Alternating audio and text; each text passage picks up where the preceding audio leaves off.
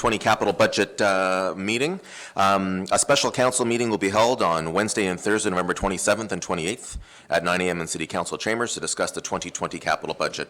I note that all councillors are in attendance, and I thank all members of the staff and the public for being here. Item number 3, disclosure of pecuniary interest and the general nature thereof. Councillor Williams. Thank you, Your Worship. And as I've declared before Bell Boulevard, when we get to that section, I believe it's 1.001, I will declare interest on that one. And items dealing with the municipal accommodation tax funding? No, nothing there is that I have conflict with at this point. So the items that will be funded through the municipal accommodation tax, you're not declaring a conflict on today? No, I have no conflicts with those. All right. The following items will not be dealt with at this meeting. Number 2, number 4, number 5, number 7, number 9, number 11, 12, 13. Moving to deputations, I'd like to welcome Trevor Pross, the CEO of the Belleville Public Library, who will make a presentation to Council regarding capital issue number 1.063. Good morning, Mr. Pross. Good morning. Thank you, Your Worship, and members of Council for having me this morning. Just a quick presentation. We have one project. So our capital request this year is for the purchase and installation of a new security camera system. It's $55,000 funded by our development charge reserve. So our camera system that we have now is quite old. It's 2006, and there's only 8 cameras. It's the maximum allowed by our equipment. So that leaves us quite a limited amount of coverage. It's only a few areas, and mainly just the doors coming in. The cameras aren't great quality, and retrieving the footage is difficult. It's a sort of a clunky machine that takes quite a long time to get anything off of it. So why do we need security at the library? So 36,000 square foot size. There's 205,000 visitors last year, 43 employees. We're a 7-day-a-week operation. We had 44 reportable incidents in 2018, many of which involved calls to our Belleville Police Service. And we really appreciate that service, and wow, do they ever do an amazing job for us. One of the things that, as I say, is difficult with our current system is retrieving videos. So when we have to do that, really it's just coming in and out. So if someone commits a crime in the library, we don't almost never have that on film. We have an image of them coming in, but that doesn't really help us that much. So the new camera system obviously is a lot more technologically superior. There's the 360 cameras, which give you a really good coverage, and they're networked. So having that networked camera means we don't have equipment that's sitting in an office. And right now our equipment is it's not in the best area, it's a staff area, and it would be much better to be able to do things online from administration with proper passwords and stuff. So better security, better coverage, and a better system is what we're looking for. And any questions? Colleagues, any questions for Mr. Pross? None. I think on behalf of all of us, Mr. Pross, we want to thank you for all the services you and your staff do. Certainly appreciate the members of the board, including councillors that are there. And we will look forward to discussing your items and wish you all the best for the holiday season. All right, thank you. Thanks. Resolution that the presentation by Trevor Pross, CEO, Belleville Public Library, be received and referred to capital issues number 1.063. Moved by Councillor Carr, seconded by Councillor Kelly. All in favor? It's carried. Item 6.2, Police Chief Ron Gignac will make a presentation to Council with respect to the 2020 police budget with capital issues 1.080 and 1.081 to be referred. And I will first start off by welcoming Chair Jack Miller to the podium. Welcome, sir. Thank you very much, Your Worship. Good morning, ladies and gentlemen of Council and staff. I think it's fair to say that these are quite exciting times for the Belleville Police Service and for our community. The long-awaited move into Belleville's new police facility will happen in 2020. Thanks to the Police Services Board and Council's support in the past, our officers have been provided with many of the necessary tools to not only help in the fight against crime, but also to be proactive in getting ahead of problems before they grow. It's an ever-evolving world. It presents new challenges in keeping Belleville safe. Chief Ron Gignac, Deputy Chief Mike Callahan, and their staff have done an excellent job identifying and addressing those challenges in a very progressive manner. And the results have been very positive. Stats Canada releasing a report earlier this year that identified Belleville as #1 in all of Canada in reduction of violent crime in 2018. Today we present a capital budget that continues to address those needs, and it also includes the one-time costs that will be associated with the Belleville Police Service move from Dundas Street to Sydney and College. You have the budget. Chief Gignac will take you through it and answer any of your questions. Chief? Thank you, Chair Miller. Much appreciated, and good morning, Your Worship, Mayor Panchuk, and City Councilors and staff. What we have here today is a very good financially astute budget. As you can see from the headlines, there's some dramatic reductions in our capital costs.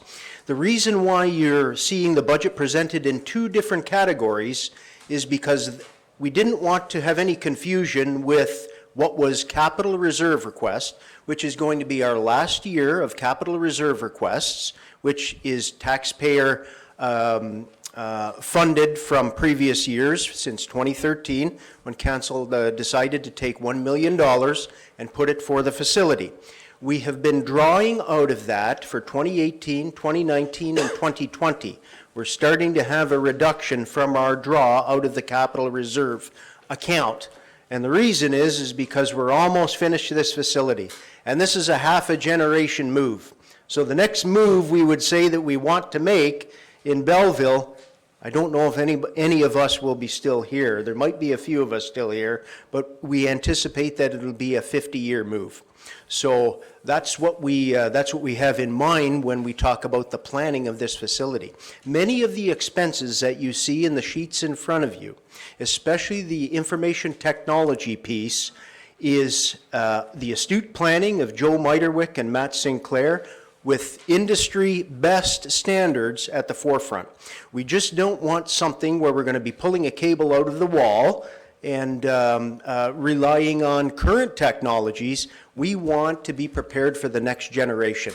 And that has always been our thought processes in Phase 1, Phase 2, and Phase 3 of our capital projects. We are just completing Phase 3 of our capital projects. Hence, next year's capital budget, you'll see further reductions because we won't be tapping into the capital reserve account. That will be strictly intended for paying down of the debt regarding the building. And we've known that since 2013, so it's no surprise. We look at the community profile, the published document from the city, and I look at the amount of housing starts. So to stay ahead of the curve with policing and capital planning, we also have to look at the intended forecasts of the markets, where we're going with real estate, where we're going with demographics, who is coming to Belleville. It's a wonderfully prosperous horizon that we are looking at. Thanks to our councilors and city planners and staff, I think we're well on the way of becoming a really vibrant community. In the top third, definitely, of our nation. And we know where we stand as far as rankings go. So as far as what Chair Miller had just said, you know, I look at statistics as something that's fluctuating. This year we might have changes. We might not be #1 in Canada out of the 361 municipalities that we're compared to. But let's take a win when we have that opportunity. We are the dramatically reduced in our violent crime. 20% was our reduction figure, the number one in Canada. So I'm really proud of what the officers are doing out there. We just had a unit commendation issued yesterday for our Criminal Investigation Division for going above and beyond and really solving. Our solvency rates are quite high, and it's due to the hard work and extra effort that the officers put in. But I also want to highlight some of the capital items that you have approved in the past. So the reason why I want to do that is I always like to make sure that what I say is aligned with what I do with results.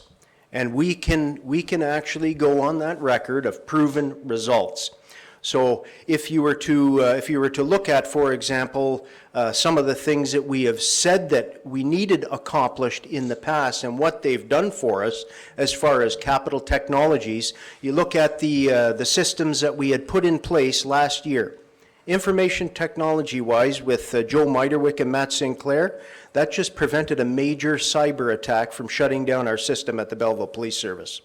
And if it wasn't for that type of foresight and coming in front of the board and council last year and requesting the equipment that we needed, that we thought would be vital for the next year and the next year, guess what? We would not have had that in place. We had that system in place. It was approved, and that prevented a major cyber attack. We have other police services in the province, specifically the province of Ontario, that are still trying to recover from major cyber attacks.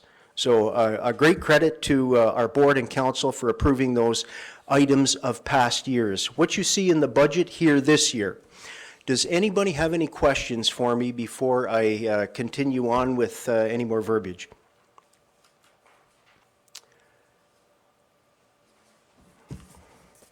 I'll continue on. Thank you.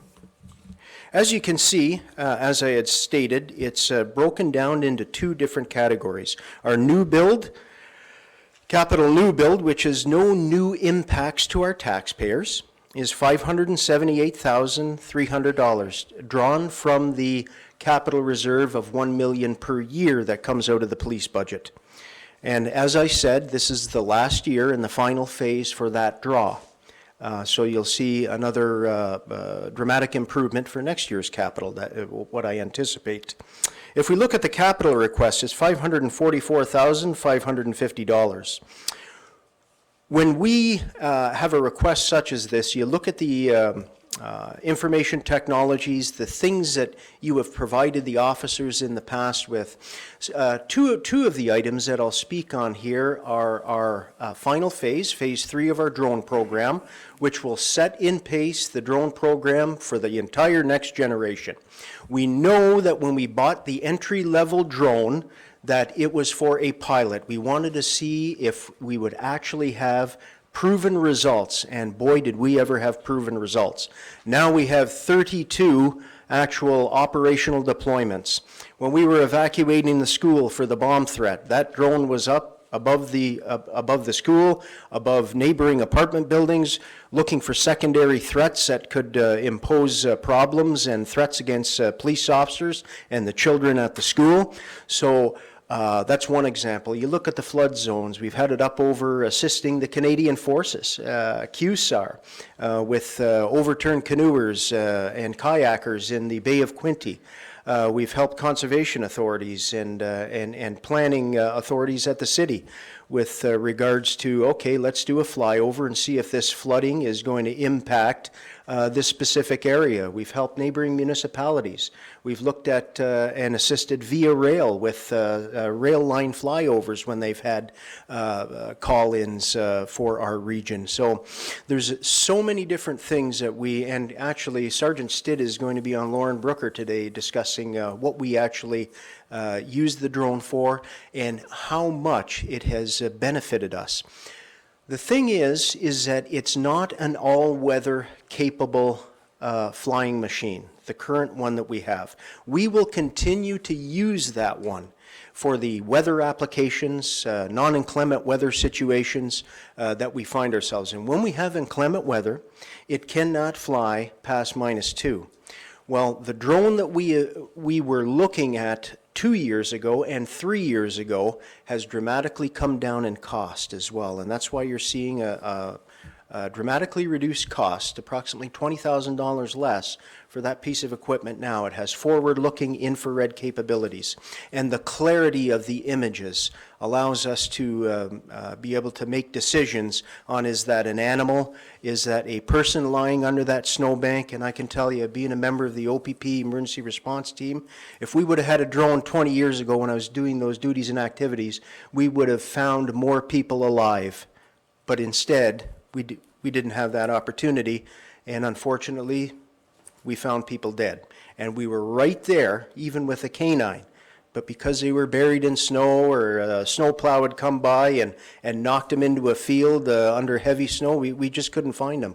The drone capabilities make that available to us with that forward-looking infrared. We now have the new drone has a spotlight with the Candela power that allows us to be able to pinpoint things on a very pinpointed platform, or a wide fanning platform, to be able to see large swaths of a riverbank area if somebody's lost, such as an autistic child, or somebody suffering with Alzheimer's or dementia that walk away from their homes. The resources that the drone has saved us. I gave an example to the Police Services Board, $5,500 on one call-out for a full emergency response team search that doesn't even last 14 hours. If we have intercepted things of that nature with our drone deployment and be able to locate people within 25 minutes. Before we have to call in all of our resources, and human resources costs a lot of money on overtime. So it's a big reduction in our human resources that we often have to call out. We look at clearing collision scenes in the city. We all know that it causes congestion, it causes secondary collisions with people traveling on unfamiliar routes when a main intersection is blocked. If we can clear that up quicker, and we have now, with our capital requests. One is the evidence scanner. So that's tied into the forensic identification unit, but it also dramatically helps our traffic flow situation when we have to clear a serious collision, because we have to have everything recorded. We have the drone now to work in conjunction with the scanner, and it's cleared up in a fraction of the time that we would have actually had to be there with a closed intersection, so we got all of our court documents and auto sketches done properly. Now we don't have to take all of those extra steps, because we have short-lived evidence that we can record as well in inclement weather, and that's one of our biggest challenges. You have a major collision with 3 or 4 people injured that you have to lock down a major intersection of the city on. You've got inclement weather happening. Well, now with the new drone system, it doesn't matter. We'll be able to fly in that inclement weather at up to minus 20, which is a really big help on returning the city to where we need it to be with regular traffic flows. So that's just one other example of that drone capacity. When I talk about pistol lights for the officers, the current holster that you see that I have on here is a 2007 model. It's at the end of its service life, and they're no longer being supported. So coupled with the pistol light request, and I'll tell you, the pistol lights is something when an officer is in a high-stress situation. We've got a robbery. We've got people that we're looking for in houses. There's reports of a break-and-enter in progress. The people may be armed. I thought I seen a pipe or a knife. With a pistol light, it makes a shooting platform, and those who have experience in shooting a pistol know that it's a two-handed platform, and that's where you have your control. That's when you can acquire your target. And it also identifies very quickly if anybody has a weapon or constitutes an immediate threat to an officer. You have the light in those low light and inclement weather situations. So, getting back to the holster, that is going to be slightly more than half of that capital request for the pistol lights, because we need to replace our holsters. And we looked at it this way. I looked at it to say, okay, we're replacing our holsters anyways. With the pistol lights, you need a different holster apparatus because it has to accommodate the pistol lights. So we're hitting two things at the same time. We're going to improve officer safety, and frankly, the people who are involved in those incidents, it could be a homeowner that we're going in that's in the dark or that's impaired and that we're intercepting.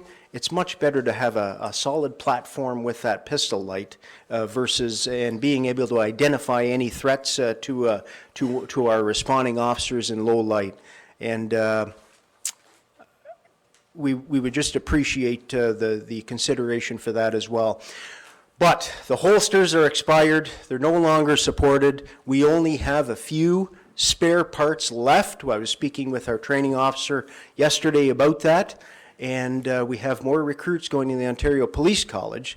So we really need to make a decision on that this year. The board has seen fit to decide to support that, and I hope council sees fit to support that within the confines of our overall budget. Does anybody have any questions about the police capital budget, Your Worship? I don't want to go on and on and on. No, that's fair enough. And so in our packages, we have 32, well, the number of 32, there's not 32 items, but the chief can answer them, provided they're not any operational issues, but he can answer any questions. Councillor Thompson. Just one quickly, on the item number 27 for the capital vehicle purchases, not disputing any of them. Are these new vehicles, or are these adding to your fleet, or are they replacing vehicles that you already have? All of the vehicles are replacements except for the surveillance vehicle.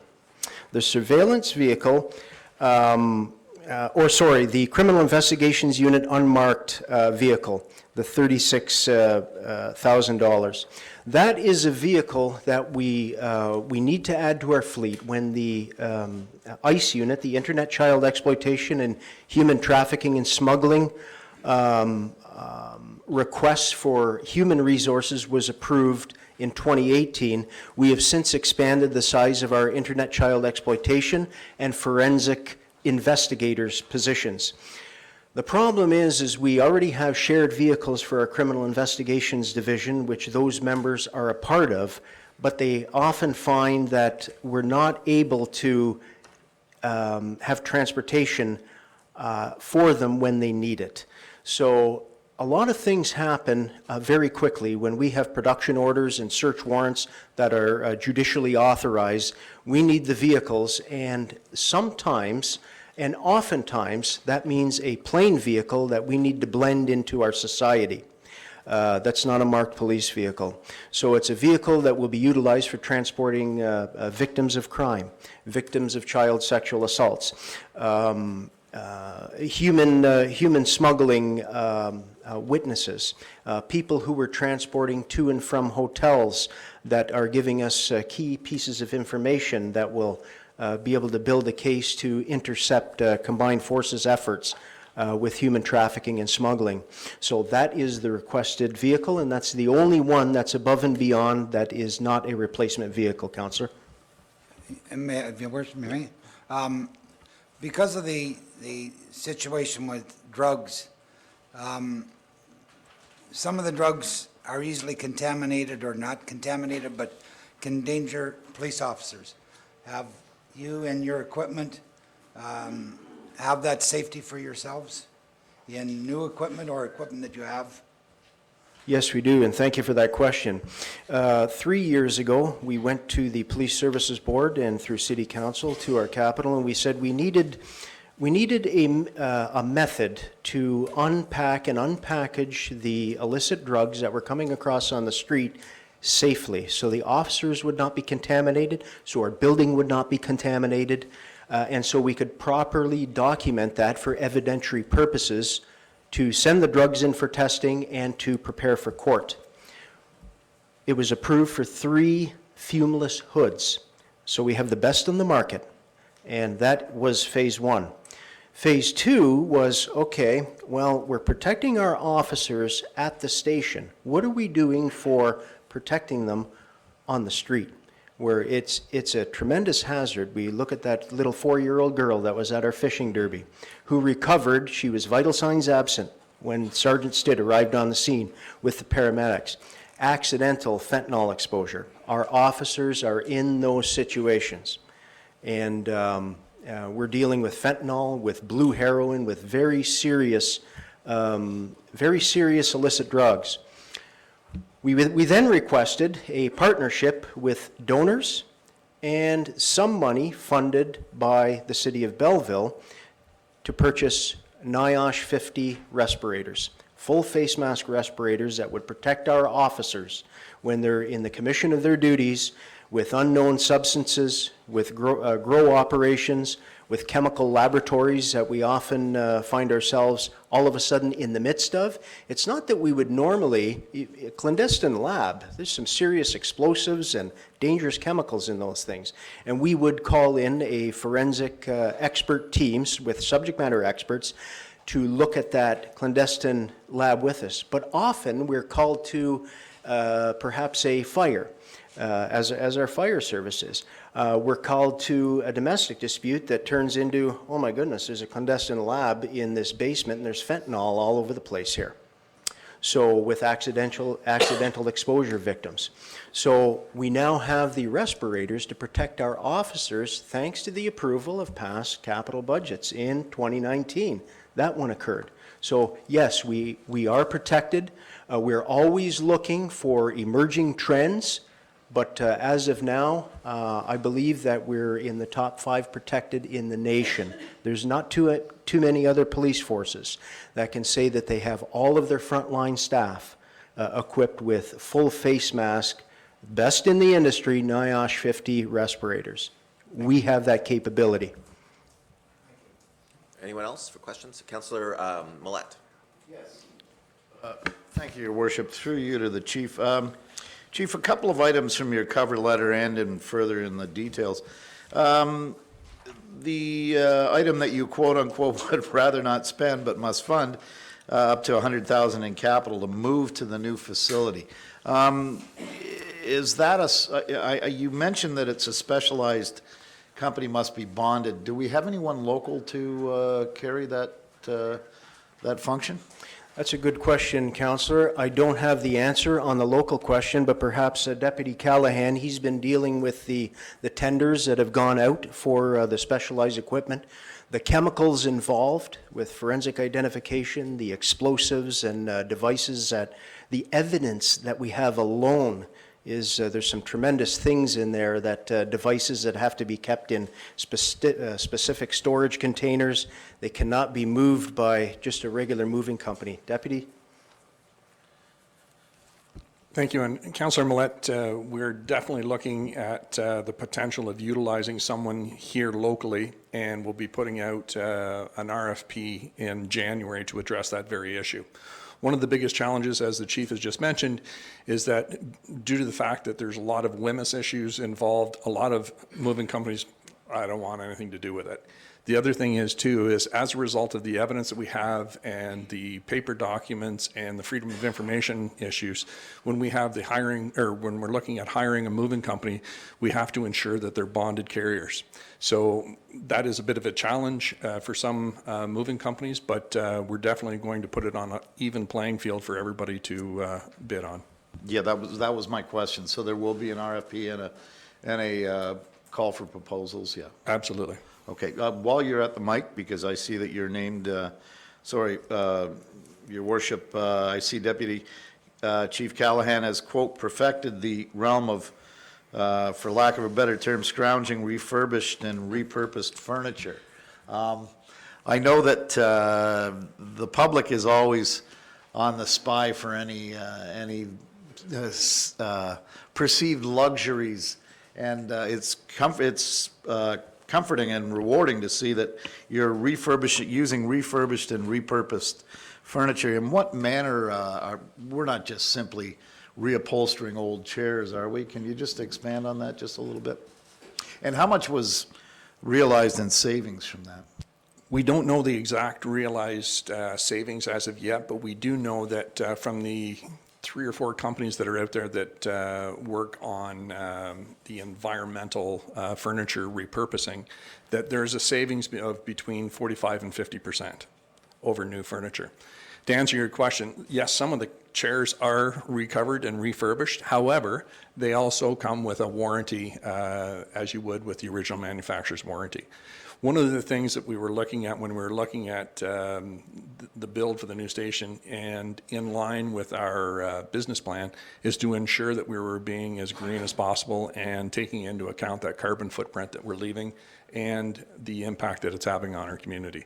So that was really at the forefront, as well as there's a significant cost savings looking at that perspective. All right, Councillor Williams. Thank you, and just to echo first of all, my colleague's point, I know walking through the old station, if you have to get some newer stuff, get it. You know, you've put up with some old stuff, some repurchased stuff for a long time, but all the men and women in that department deserve to get the best they can, but we also appreciate where you can save money, so thank you. A couple just questions. One was on the drone. I think that's fantastic. You know, to really sell it, to make it, you know, that's a lot cheaper than a chopper, and I think that's the great way to use the technology, and I think from what I've read, Belleville's at the forefront of that technology. In terms of the drones, I think you've talked about the ones that you're getting. Is this all we're going to need, or do you see that being expanded in the next several years, that we really develop more of that technology and more of that program? And the main question I had, I think I brought it up last year, was this building built to house a K-9 unit? I think at one point, I know that when I did a ride-along with the officers, they talked about that we get K-9s from the OPP detachment, and sometimes it can be half an hour that they're waiting. But does this drone technology replace the need for a K-9 unit? Is that something that we're now, maybe that would be, or is that something still that you may need down the road, a K-9 unit? No, and we can see them working together in the future on certain things such as search and rescue. But it's really an independent portal. If you look at the requirements, duties and responsibilities of a K-9 as assisting officers with traffic stops, on searching vehicles, on searching immediate areas when somebody's fled the scene of a robbery, that is when the K-9 is deployed. For the most part, we have containment situations where we have barricaded subjects, a K-9 is involved there. If somebody's fled a scene, if somebody is missing, we would work in conjunction with our drone, with the K-9, because there's certain things that when a drone is deployed, such as inside a building, that we can't see, where the K-9 would be able to have access to an abandoned facility and be able to search that and track the scent very quickly. The new facility was built to incorporate the K-9 unit. We will have an outside dog run. We're going to have an inside area for the K-9, and we're going to have the proper feeding area, decontamination area. So it will actually exceed the requirements of a K-9 unit. So our facility had that in the planning from the get-go. In the event that we would be able to secure the private funding, which we are for our K-9 capital expenses. Did that answer your question, Councillor? Yeah, so, you know, and I think that was just the question, is that something, obviously not this year, but in future years you'd look at with your board? As far as the updates for the drone or for the K-9 unit itself, yeah. That is going to become an operational unit in 2020. Thank you. Thank you. Councillor Standison. Thank you. Through the chair to the chief, just a question on the item 27. So of the budget, about 50% of the budget is vehicles, and so that's not surprising in and of itself. I'm just wondering if the 400,000 that we're spending on vehicles, if that's going to be like a rolling stock number? Like, do you anticipate that through the years, in terms of just ongoing replacement of vehicles, that we would expect to see that sort of capital request? No, not necessarily. This specific time frame, we're again, I call it phase 3. We're on the final phase of actually moving our fleet to a proper scheduled refurbishment and replacement. I would call it a ledger. So what, and you know, Most of this was done by Deputy Chief Callahan with his fleet experience with the Ottawa Police on managing a lot of logistics and resources in concert with our fleet manager, Mr. Tom O'Leary.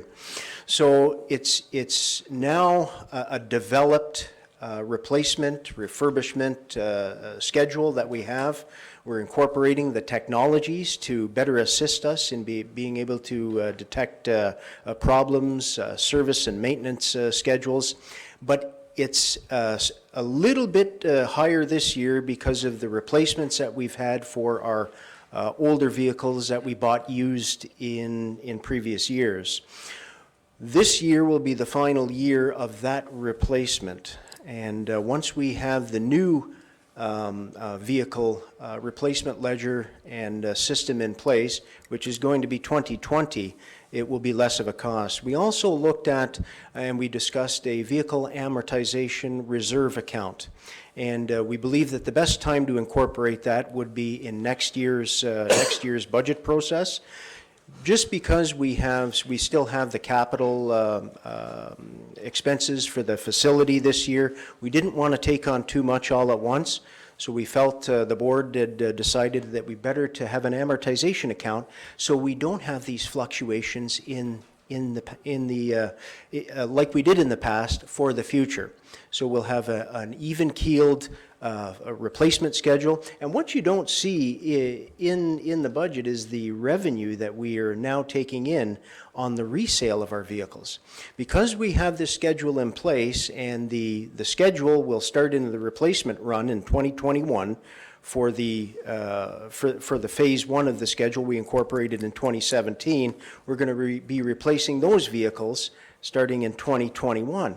So we're getting a much higher resale on the system that we set up. Generally, most police services send the vehicles to a general auction and they're auctioned off, and you get what you get and you pay the auction fee. Well, we have our own online auction licensed that we now auction our vehicles with an online auction, and we're getting in some cases we had up to 10 times the amount that we would get from the auction. We're also having a higher resale based upon the maintenance schedules that we're able to affix with the vehicles that are for sale, and that all comes into additional revenue, but it's not part of the capital budget, but it does come in as police revenue, and it continues to get higher as we're on our new amortization schedule. All right, thank you. Councillor Kelly. Through you, Mr. Chair, question for you, Chief, and it's not I just wanted to know about what goes into selecting a particular vehicle type company for the police department. And we see other forces have a lot of Explorers, and I just wondered why, just for general knowledge, the Tahoe and that $68,000 for a Tahoe. I mean, you can do a Google search today, and a lot of them are coming in around $80,000 for 2020, so that's a good price. But what's the process for selecting what vehicle you decide to go with? Sure. And the reason why our vehicles are actually purchased cheaper for the cost is because we have the Public Service Purchasing Group, which has a discount across our province and across Canada for police vehicle purchases. We get it at a reduced rate from our manufacturers, and we're thankful for that reduction in price. What goes into the decision-making process for vehicles is market research, it's ergonomical factors, it's speaking with the Ontario Association of all of the Chiefs of Police, the Canadian Association of Chiefs of Police, and finding what experiences they're having with their pilot programs and vehicles. We look at the safety factors. Where we have a smaller vehicle, as you had mentioned in the Ford, I don't want to take anything away from the Ford Explorer, but we had determined that in the best interest of ergonomics, out of safety factors, under the type of work that we do here in Belleville, the visibility factors and inclement weather that we can get with fog and our snow, not every municipality is going to have those same factors. Such as our branding change. When we had that research from Eastern Canada on black versus a white vehicle, and the visibility factor in inclement weather with a black vehicle was tremendously better than a white vehicle. So a lot of thought process and research goes into this.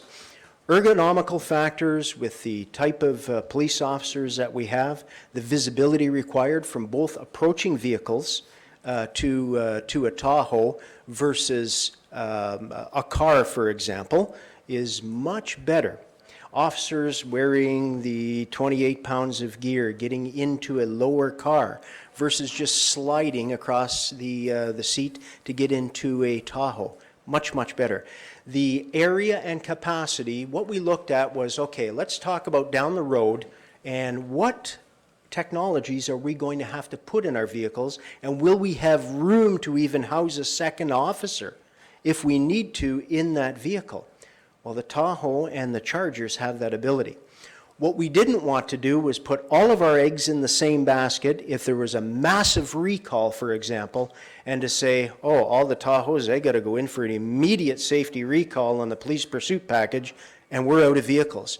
So what we've done is we have planned so we have different models that are ergonomically sound, safety sound, all pursuit rated, such as a Charger, and the Tahoe, and some of our other CID, criminal investigation, and other vehicles are other manufacturers as well. So we're not isolating any manufacturers. We just chose the Charger and the Tahoe for our frontline patrol duties for a myriad of factors and safety, officer safety, citizen safety, visibility, inclement weather. They were factors in that consideration, Councillor. All right, anyone else? All right, well, Chief, thank you very much for your presentation and for bringing along your staff, including the Deputy Chief and the Board Chair.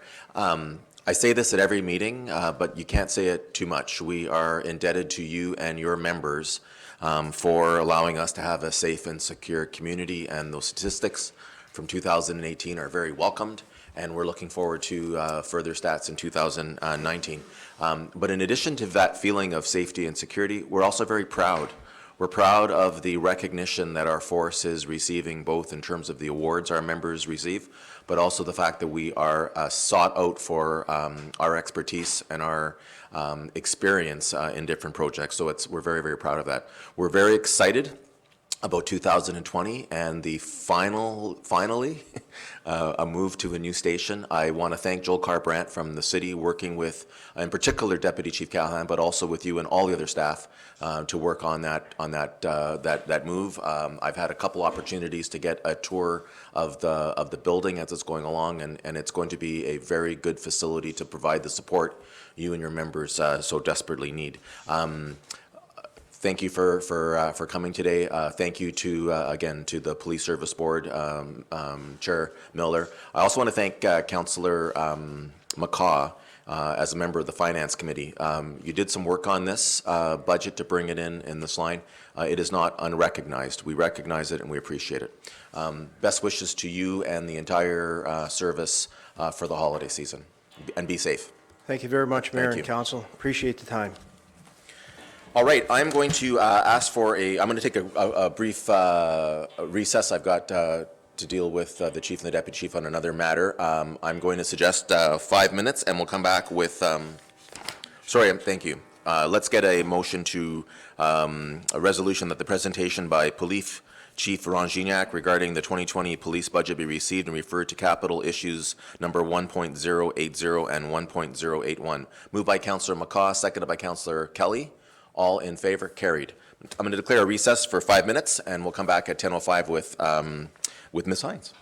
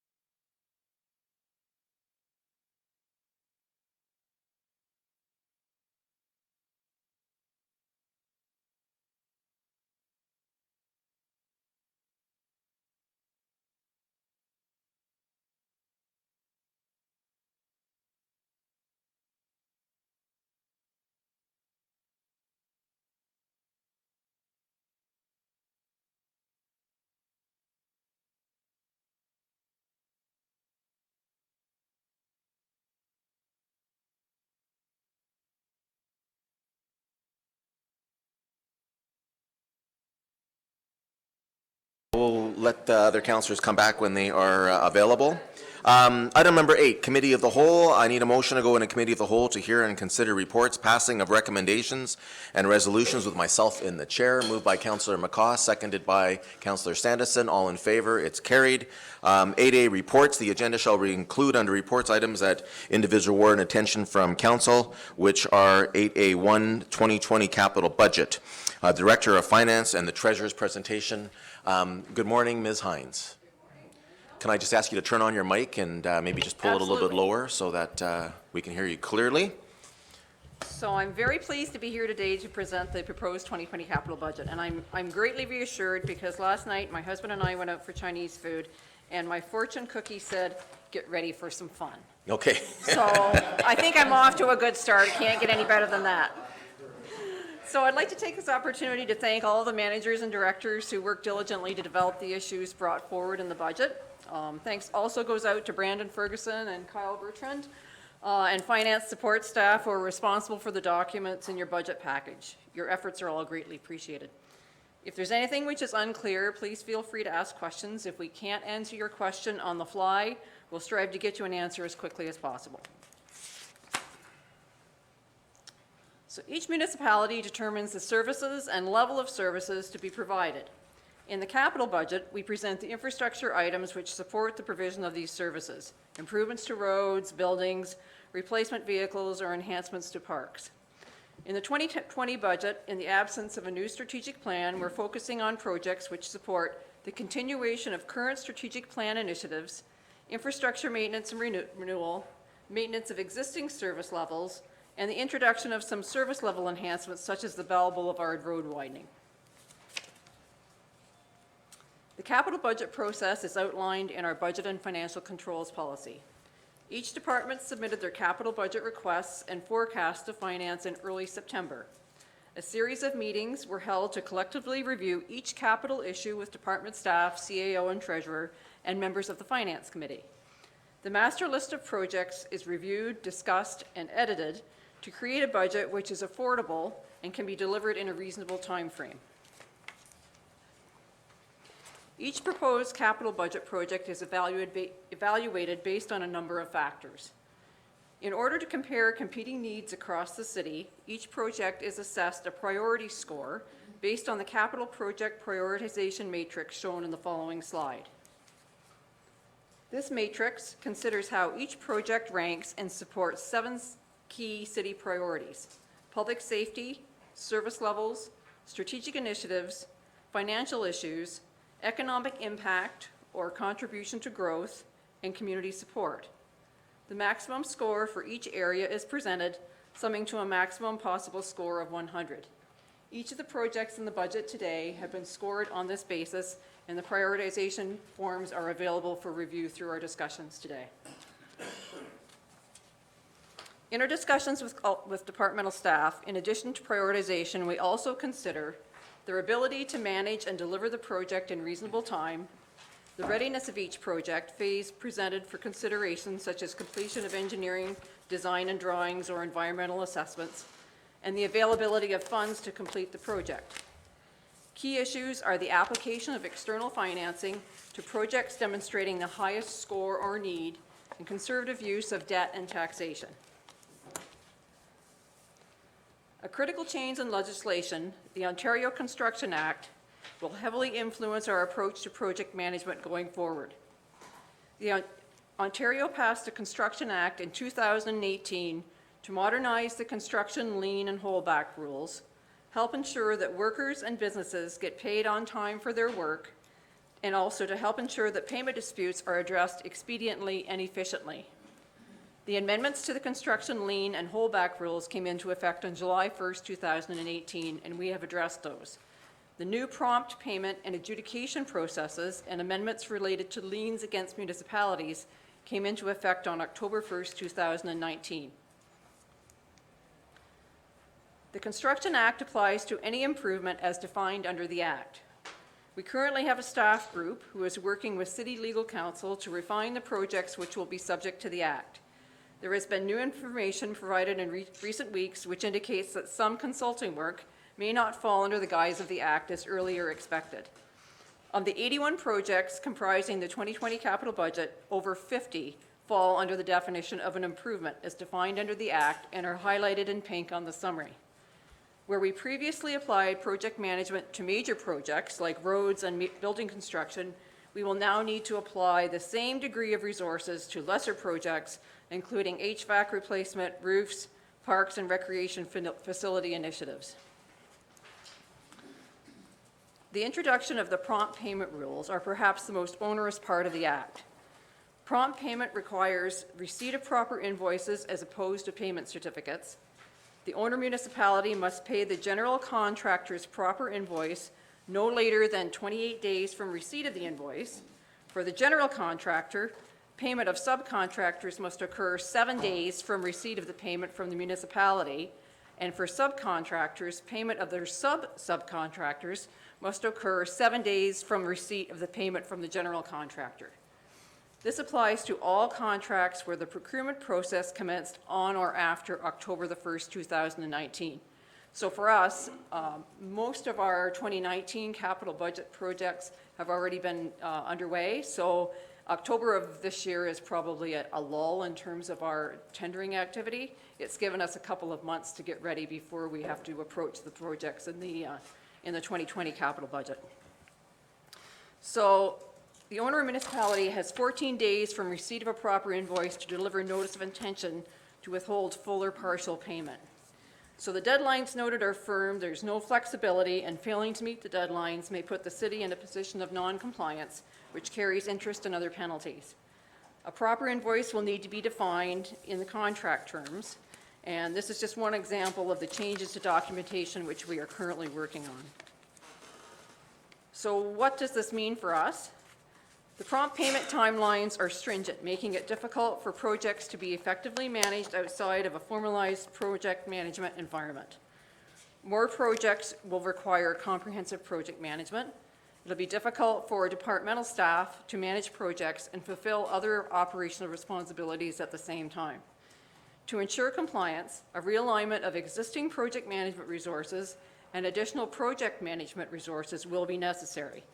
Recommendations for additional resources will be incorporated in the 2020 operating budget as a Category 1 issue. Rework of contract documents and purchasing bylaw will need to be done to reflect the OCA requirements. We've targeted January 2020 for revision of the bylaw and preparation of the new documents in time to send out our first contract under the new rules. We're also in the process of scheduling a presentation to City Council in January by the city's legal counsel on the implications of the Ontario Construction Act.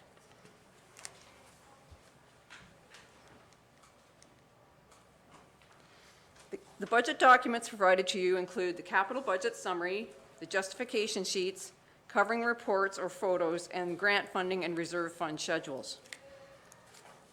The capital budget summary is presented on ledger-sized paper and contains all of the projects to be considered.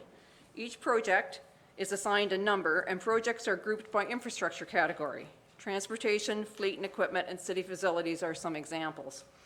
Projects which involve multiple infrastructure areas, such as roads, water, and wastewater, are presented as combined services. Each project includes a total estimated cost, as shown in the 2020 budget column. To the right is the funding composition for each project, such as taxation, user fees, or funding from reserves.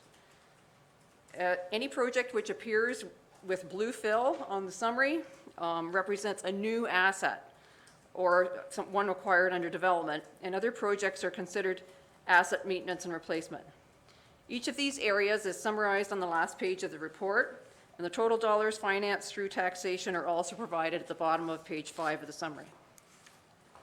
Capital budget justification sheets are provided for each project listed on the summary, excluding police. They include detailed project descriptions, a priority score, and the impact on the operating budget where determinable.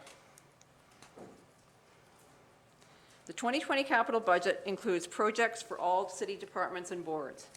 Projects reflect council's priorities as outlined in the strategic plan and generally support our existing asset management plan. Projects included represent those with the highest priority and critical need. When we met to review the capital budget projects, we noted that there were a number of requests for new parks infrastructure.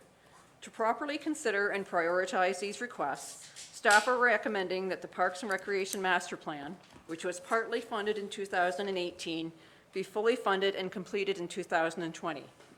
Once the plan is completed, council will be provided with project options to consider for the 2021 capital budget. Council will be asked today to consider operating pre-budget approval to fund the remaining $125,000 required to complete the plan. The CAO's report is included in your budget package. I noted that the project lists provided by the departments were edited and modified as part of the review process. In the preparation of the capital budget and discussion with staff, we determined that in order to keep the budget to a manageable level, some projects could be deferred to future years. This list of projects may be considered as the top priority for future capital budgets. This slide provides a breakdown of the 2020 capital budget. So 9 projects are the continuation of previously approved projects, such as subsequent phases or additional funding required for projects which were initiated in earlier capital budgets. 56, or the majority of projects, are asset management related, major repairs, reconstruction, or rehabilitation to bring existing assets to their original service level. 2 projects will result in improved energy efficiency and lower operating costs, and 14 projects represent the purchase of new assets. Examples include the all-terrain motor and AODA compliant bus stop upgrades. The 2020 capital budget contains 67 projects which represent asset maintenance and replacement, and 14 which will result in new assets. This compares with 78 asset maintenance and replacement and 33 new asset addition projects in 2019. This graph provides a breakdown of the 2020 capital budget by service or department. Just over 90% of the budget is core infrastructure: transportation at 68.7, water at 6.29, wastewater at 7.12, and facilities 8.43%. This slide provides a table and graph of budget by infrastructure category comparative to 2019. The 2020 capital budget is financed by a variety of funding sources, which can be described as internal or external. Internal financing is derived from taxation, user fees, reserve funds, and long-term debt, and currently represents 57.98% of the total financing. External financing comes in the form of grants, donations, and federal and provincial gas tax, and represents 42.02%. External financing is applied to capital projects with the highest priority score. As you can appreciate, the heavy concentration on taxation and user fees puts pressure on our tax and user rates, which is going to intensify in future years. This slide shows the allocation of the 2020 capital budget funding by source with slightly more detail than the previous chart. Taxation and user fees represent approximately 31% of the funds required for the 2020 budget, and the casino actually contributes 7.65%. This graph and table provide a breakdown of the capital budget financing by source comparative with 2019. So, as previously noted, taxation provides a major source of funding for the city's capital program. The proposed funding from taxation for 2020 of $6.4 million represents an increase in the municipal property tax rate of 0.85%. During the 2020 operating budget, we will be recommending a further increase to the capital levy allocation for asset management. The $1 million shown in the slide for the police facility will be utilized to reduce the debt required for the new facility, which is scheduled to be drawn in 2021. The provision shown for fleet is consistent with the provision discussed by the police chief earlier this morning. I believe they want to set up an allocation in their 2020 budget to fund fleet in a manner consistent with the way the other city departments do. So they basically want to include in their operating budget a provision for fleet, and then they'll draw against that reserve fund to fund fleet going forward. Water, wastewater, and parking are funded through user rates, which means that they are not subsidized by property taxes. For water and wastewater, capital funding is raised through user rates based on a long-term capital spending plan which supports asset management. The degree of funding depends on the capital projects ready and proposed for consideration in any given year. Water and wastewater are both subject to provincial regulations, including those issued under the Municipal Act and the Safe Drinking Water Act. The Safe Drinking Water Act requires water systems to file financial plans which prove they are independently financially sustainable. Financial sustainability means that they must be able to fund both operating and capital programs. Similar regulation for wastewater utilities are pending. Funding water and wastewater through user fees is a long-standing practice in Ontario, which supports their financial independence and ensures that the persons who benefit from the service pay their commensurate share. As you heard earlier this week, the Wet Weather Master Plan will impose significant pressure on our wastewater rates moving forward. So included in your budget package, behind the capital justification sheets, is a summary of the city's current reserve funds. These funds are classified as discretionary or non-discretionary, and the following tables provide examples of both.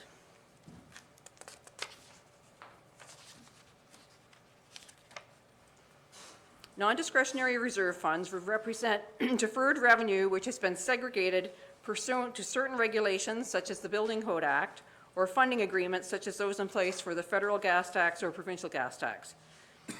For 2020, reserve funds, including the casino funding, will represent 26.69% of total capital budget financing.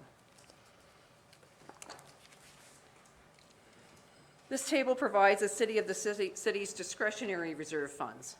These funds have been created for a variety of services and established under bylaw. The funding source for these reserves varies. Many are funded from previous provisions established in the operating budget and funded by taxation. Others derive funds from donations or property sales. As noted, wastewater is funded from user fees, with the annual surplus allocated to funding future capital. The city continues to benefit financially from the OLG proceeds from the Shorelines Casino.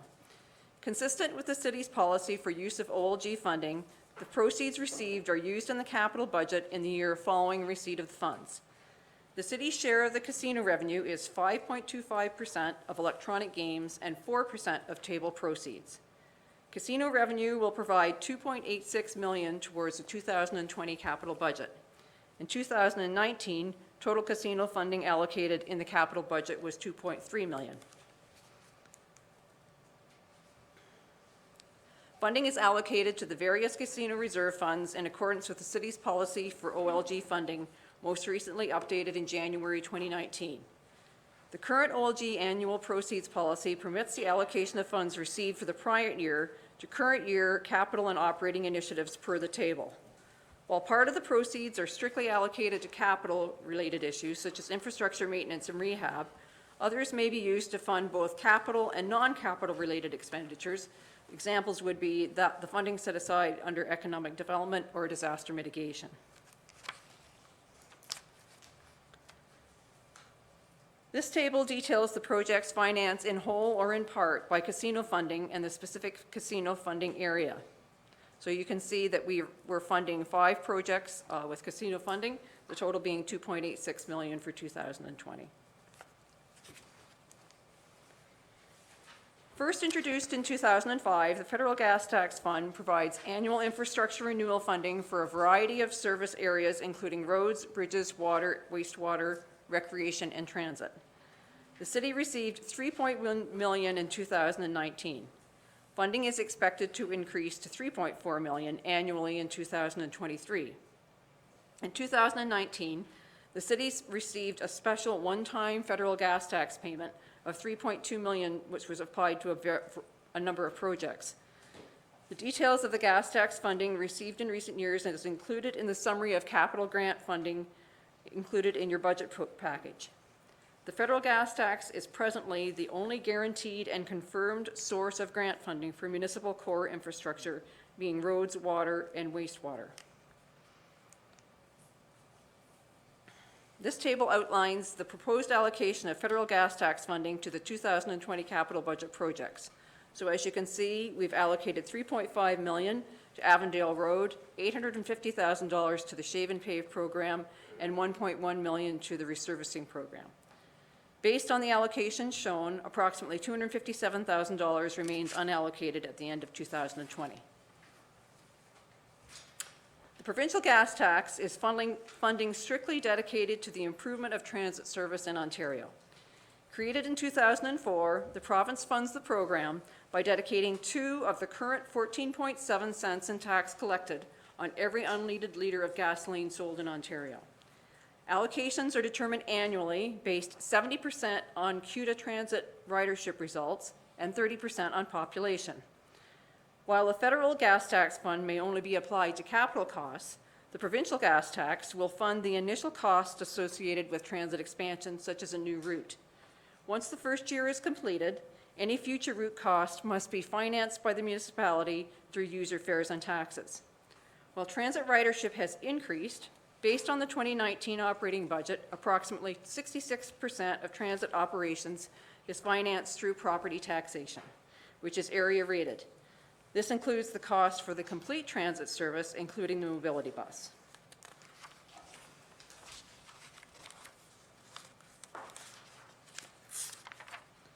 Based on our estimated allocation of $737,000 for 2019, provincial gas tax has been applied to finance $380,000 in transit-related capital expenditures in 2020. These funds can be used to finance future transit capital, such as buses or initiatives undertaken to increase ridership, which are addressed in the operating budget. Donations normally represent a minor part of our capital budget funding. The 2019 capital budget reflects total donation funding of $825,000, $75,000 from Medagas for the Veterans Park, and $750,000 cost share from Quinte West for Walbridge Loyalist Road. As noted, the city continues to actively pursue all current external financing options, including government grants, to reduce the portion of capital investment allocated to our taxpayers. Grant financing in the 2020 capital budget includes $5.87 million from the Investing in Canada program, or ISIP, and $3.25 million in OSIF formula funding, for a total of $9.12 million. The Ontario Community Infrastructure Fund was created in 2015. Also known as OSIF, the OSIF formula funding can be applied to capital projects and capital maintenance for the renewal, rehabilitation, and replacement of core infrastructure assets, or capital construction of new core infrastructure that addresses an existing health or safety issue. The initial program was two-part. There was an application-based section, which we were not successful in applying for, and a formula-based component. From 2015 through 2019, the city received $8.3 million in OSIF funding, which has been used to fund a variety of core infrastructure projects. The 2019 allocation was not confirmed by the province until after the 2019 capital budget was determined. They confirmed funding for 2019 of $3.25 million, which is now available to fund 2020 capital projects. We're still waiting on official confirmation letter for our 2020 OSIF funding, and any funding approved and received will be applied to fund 2021 projects. With respect to the Investing in Canada infrastructure program, the plan pays 43.3% by the federal and 30% by the provincial governments, for a total of 73%. There are currently a number of 4 active streams in the ISIP program, and applications closed for the transit, rural and northern, and recreation streams in 2019. Applications closed for the green infrastructure stream in January of 2020, and we're promoting a stormwater pumping station as an appropriate project for that stream. It should be noted that receipt of the ISIP funding is contingent on the approval of relevant funding applications. The transit, rural, and northern streams were promoted by the province earlier this year. We're still awaiting final approval of the federal portion. Announcements were delayed due to the election.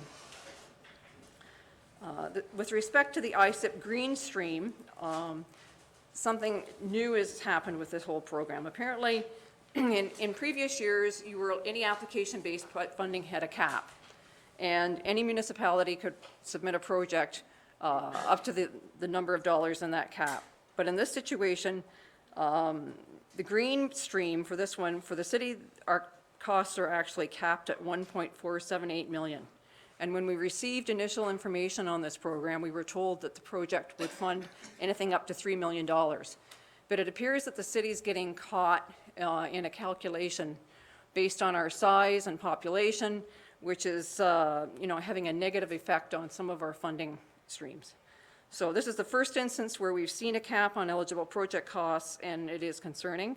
So as you can appreciate, $1.478 million for us is not a particularly large project, and it certainly wouldn't go very far to cover the costs for the work outlined in the wet weather master plan.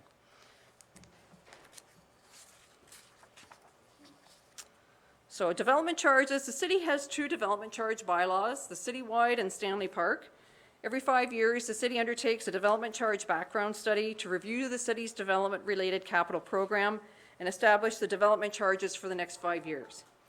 The citywide development charge expires in 2021, and the Stanley Park bylaw is currently awaiting renewal following consultation with the QHPA. Each background study highlights a list of development-related projects which can be partially funded by DCs. DCs are collected and applied to fund the related capital project when presented. The city collected $2.7 million in 2019, $2.3 million in 2018, and $3.4 million in 2017. The amount collected is dependent on the level and type of construction activity in any given year. The city can use development charges as funding for projects specified in a current or previously approved background study. In 2020, we have applied previous bylaw DCs to fund the acquisition of 2 new parks-related vehicles. Following council approval, capital projects are established for each issue and the expenditure tracking begins. Some projects can take over a year to complete. We currently have 224 active projects with only 73 more than 60% as of the end of October 31st. Capital project reports are prepared monthly, and council is provided with a summary on a quarterly basis. The Finance Committee reviews year-end reports and makes recommendations to council to effectively close projects and address any over or under expenditures consistent with our budget and financial controls policy. Recommendations are addressed by council at the same time as our audited financial statements. Starting in 2013 with Bill Belleville, debt has been utilized as a more significant source of funding for capital. Prior to 2013, the city had extinguished most of its long-term debt.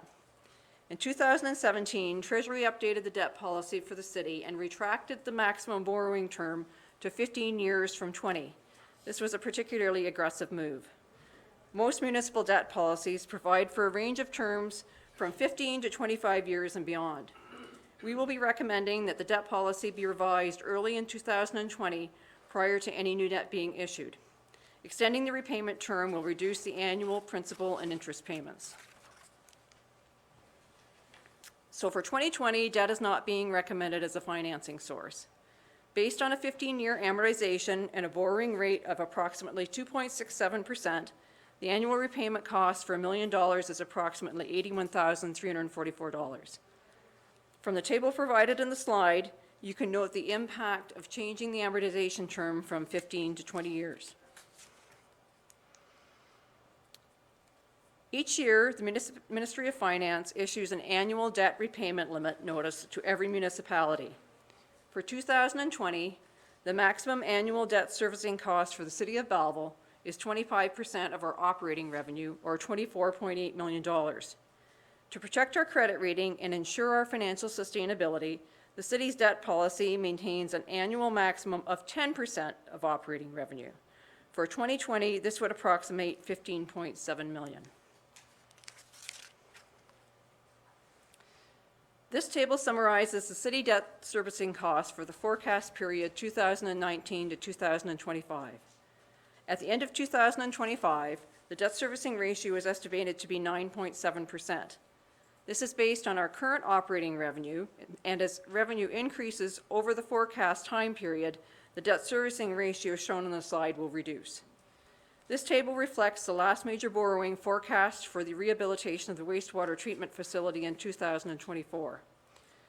As the city's revenue will increase over time, it is expected that our annual debt repayment limit will also increase.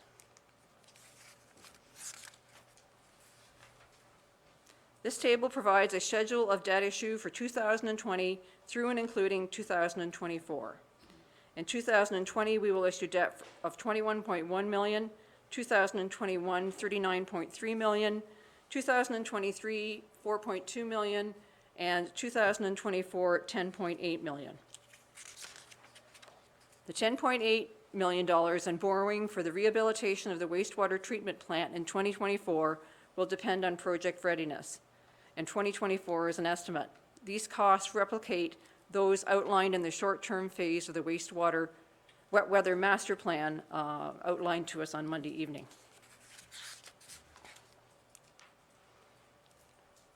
With future debt issuances considered, this table summarizes the city's outstanding debt for the period 2019 to 2025 and provides a breakdown of tax and user rate funded debt. These calculations are based on a 15-year repayment term in accordance with our current debt policy. Outstanding debt will increase from $106 million at the end of 2019 to $125.8 million at the end of 2025. With future debt issuances considered, this graph depicts the shift in debt for the city from 2012 to 2025. As you can see, outstanding debt peaks at $151.7 million in 2021 and reduces to $125.8 million at the end of 2025.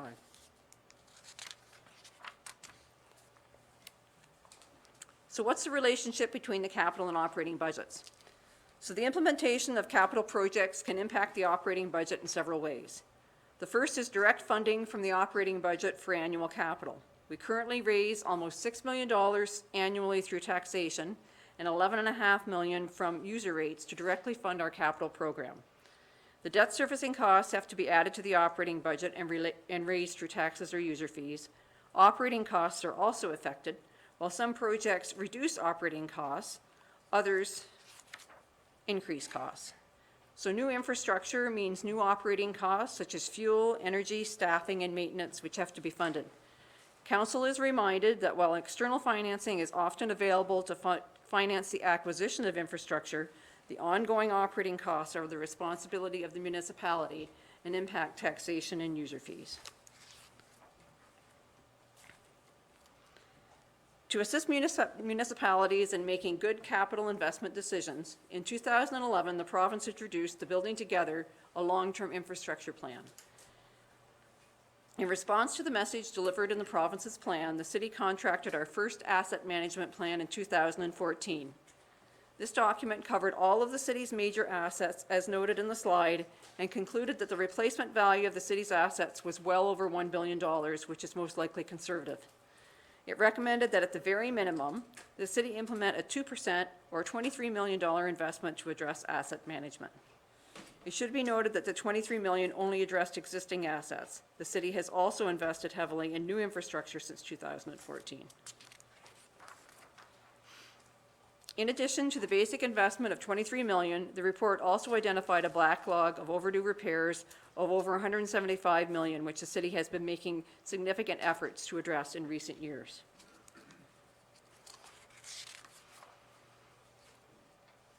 In December 2017, Ontario Regulation 588-17, Asset Management Planning for Municipal Infrastructure, was issued. This regulation required municipalities to intensify their asset management efforts beginning in 2019. The first step in the process was the creation of a strategic asset management policy earlier in 2019, which addresses governance, budget integration, climate change, TCA thresholds, and incorporation with other existing city plans. The definition of asset management is as follows. Asset management is the coordinated activity of an organization to realize value from its assets. For municipal governments, value is created by delivering services at an appropriate cost while managing long-term risks. This requires coordination across all service areas and an integrated and long-term approach. Following the preparation of the policy in 2019, next steps are as follows. By July 1st, 2021, the preparation of an asset management plan for all core assets, including roads, bridges, water, wastewater, and stormwater. By July 1st, 2023, the asset management plan must be enhanced to include all assets, which would be buildings, fleet, and equipment. By July 1st, 2024, the plan must include proposed levels of service, life cycle management, and financial strategy. Once Phase 3 of the plan is completed in 2024, the plan must be updated every year.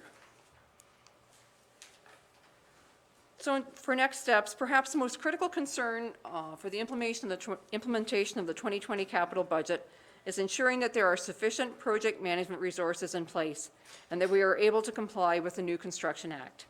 As noted earlier, more information will be made available to Council through a presentation from our legal counsel in January. The addition of project management resources will be a top priority for the 2020 operating budget. Completion of the Parks and Recreation Master Plan is important to ensure that Council can make good decisions regarding the maintenance and development of related infrastructure moving forward. Asset management and sustainability requires the effort of all staff and Council, and relating planning will be a major focus in 2020 and forward. Long-term financial planning is critical to making sound asset management decisions in the future. Enhanced reserve provisions for asset management need to be established in the operating budget, closely aligned with the asset management plan. We will be submitting a request in the operating budget to increase the contribution to the capital levy for asset management as a starting point. $2.5 million a year will certainly not be enough. And just a final note with respect to the recently released Wet Weather Master Plan. So as explained in Monday's presentation, over $120 million should be committed to the rehabilitation of the wastewater collection and treatment system for the city over the next 20 years. Our annual wastewater budget is $10.5 million, of which $3.9 million is raised for future capital works. Based on current rate funding and the reserve fund, we would only raise $92 million over the period 2019 to 2040. This slide illustrates our need for external financing. Availability of external financing going forward is a major concern and will put pressure on our taxes and user fees. We need to continue to lobby both the federal and provincial governments for more and effective infrastructure funding. Council is challenged with making wise decisions to ensure the best use of the funding we have available and the greatest benefit to our tax and ratepayers. So this concludes my presentation. I'm happy to address any of your questions. Thank you very much, Director Hines. I could literally hear you suck in your breath on Monday at the council meeting when that the wet weather master plan information was coming out, and I'm glad you covered that off with everything. And I'll open it to the floor in a moment, but I just want to, perhaps if I'm able to, I just want to draw a caution in terms of the reporting of our capital budget process. The capital budget process is important, but it's a small part of our overall budgetary process. And we do the capital budget at this time of the year. Last year was an election year, so we had to postpone the capital budget to the spring. But we do it at this time of the year to help staff get our tenders out sooner and to allow for better pricing and the better administration of our projects. When we only discuss this budget number, and particularly we only talk about the tax impact of the capital budget, I think a lot of people get confused because they think, well, you know, you were talking about a 1% tax at the capital budget, and why is our final budget number much, much different? So, you know, I think it's good for all of us that when we talk about the capital budget, we should talk about it in dollar figures as it compares to previous capital budgets or whatnot, because the final tax impact of everything will not be finalized until April, when our operating budget is finalized and the capital budget is amalgamated into that overall budget. So again, I know we all get comments when we do the operating budget. People say, well, you guys were talking about a 0.5 or a 1% tax rate, and why is it 2.5 or 3%? And people are frustrated, and I know that we don't intend to confuse them, but it seems to be a struggle for many people in terms of keeping on it. My colleagues, any questions for Director Hines? I'll start off with Councillor Sandison, who is the chair of our Finance Committee, who has worked very well with Director Hines and our finance staff. Councillor Sandison, do you have any comments you want to make or questions you want to raise? Just some comments, if I can, through your worship. So as chair of the Finance Committee, I'd like to take this opportunity to recognize and thank staff for bringing forward a fiscally prudent capital budget that recognizes and balances resource capability and the key priorities for the city in 2020. I'm going to touch on a little bit of what's already been said, but changes in the provincial legislation, specifically the Ontario Construction Act, coupled with their own experience on key projects, has reinforced the need for continued and more focused project management within the organization. So it is expected that a proposal will come forward to council in the 2020 operating budget to address the needs that will increase accountability and provide a more effective management of resources. The capital budget before council at $37.4 million is $8.6 million lower than 2019. And of that $37.4 million, 83% of the capital budget is funded by sources other than direct taxation. With the exception, of transportation, all groups within the city are below the 2019 capital budget spend.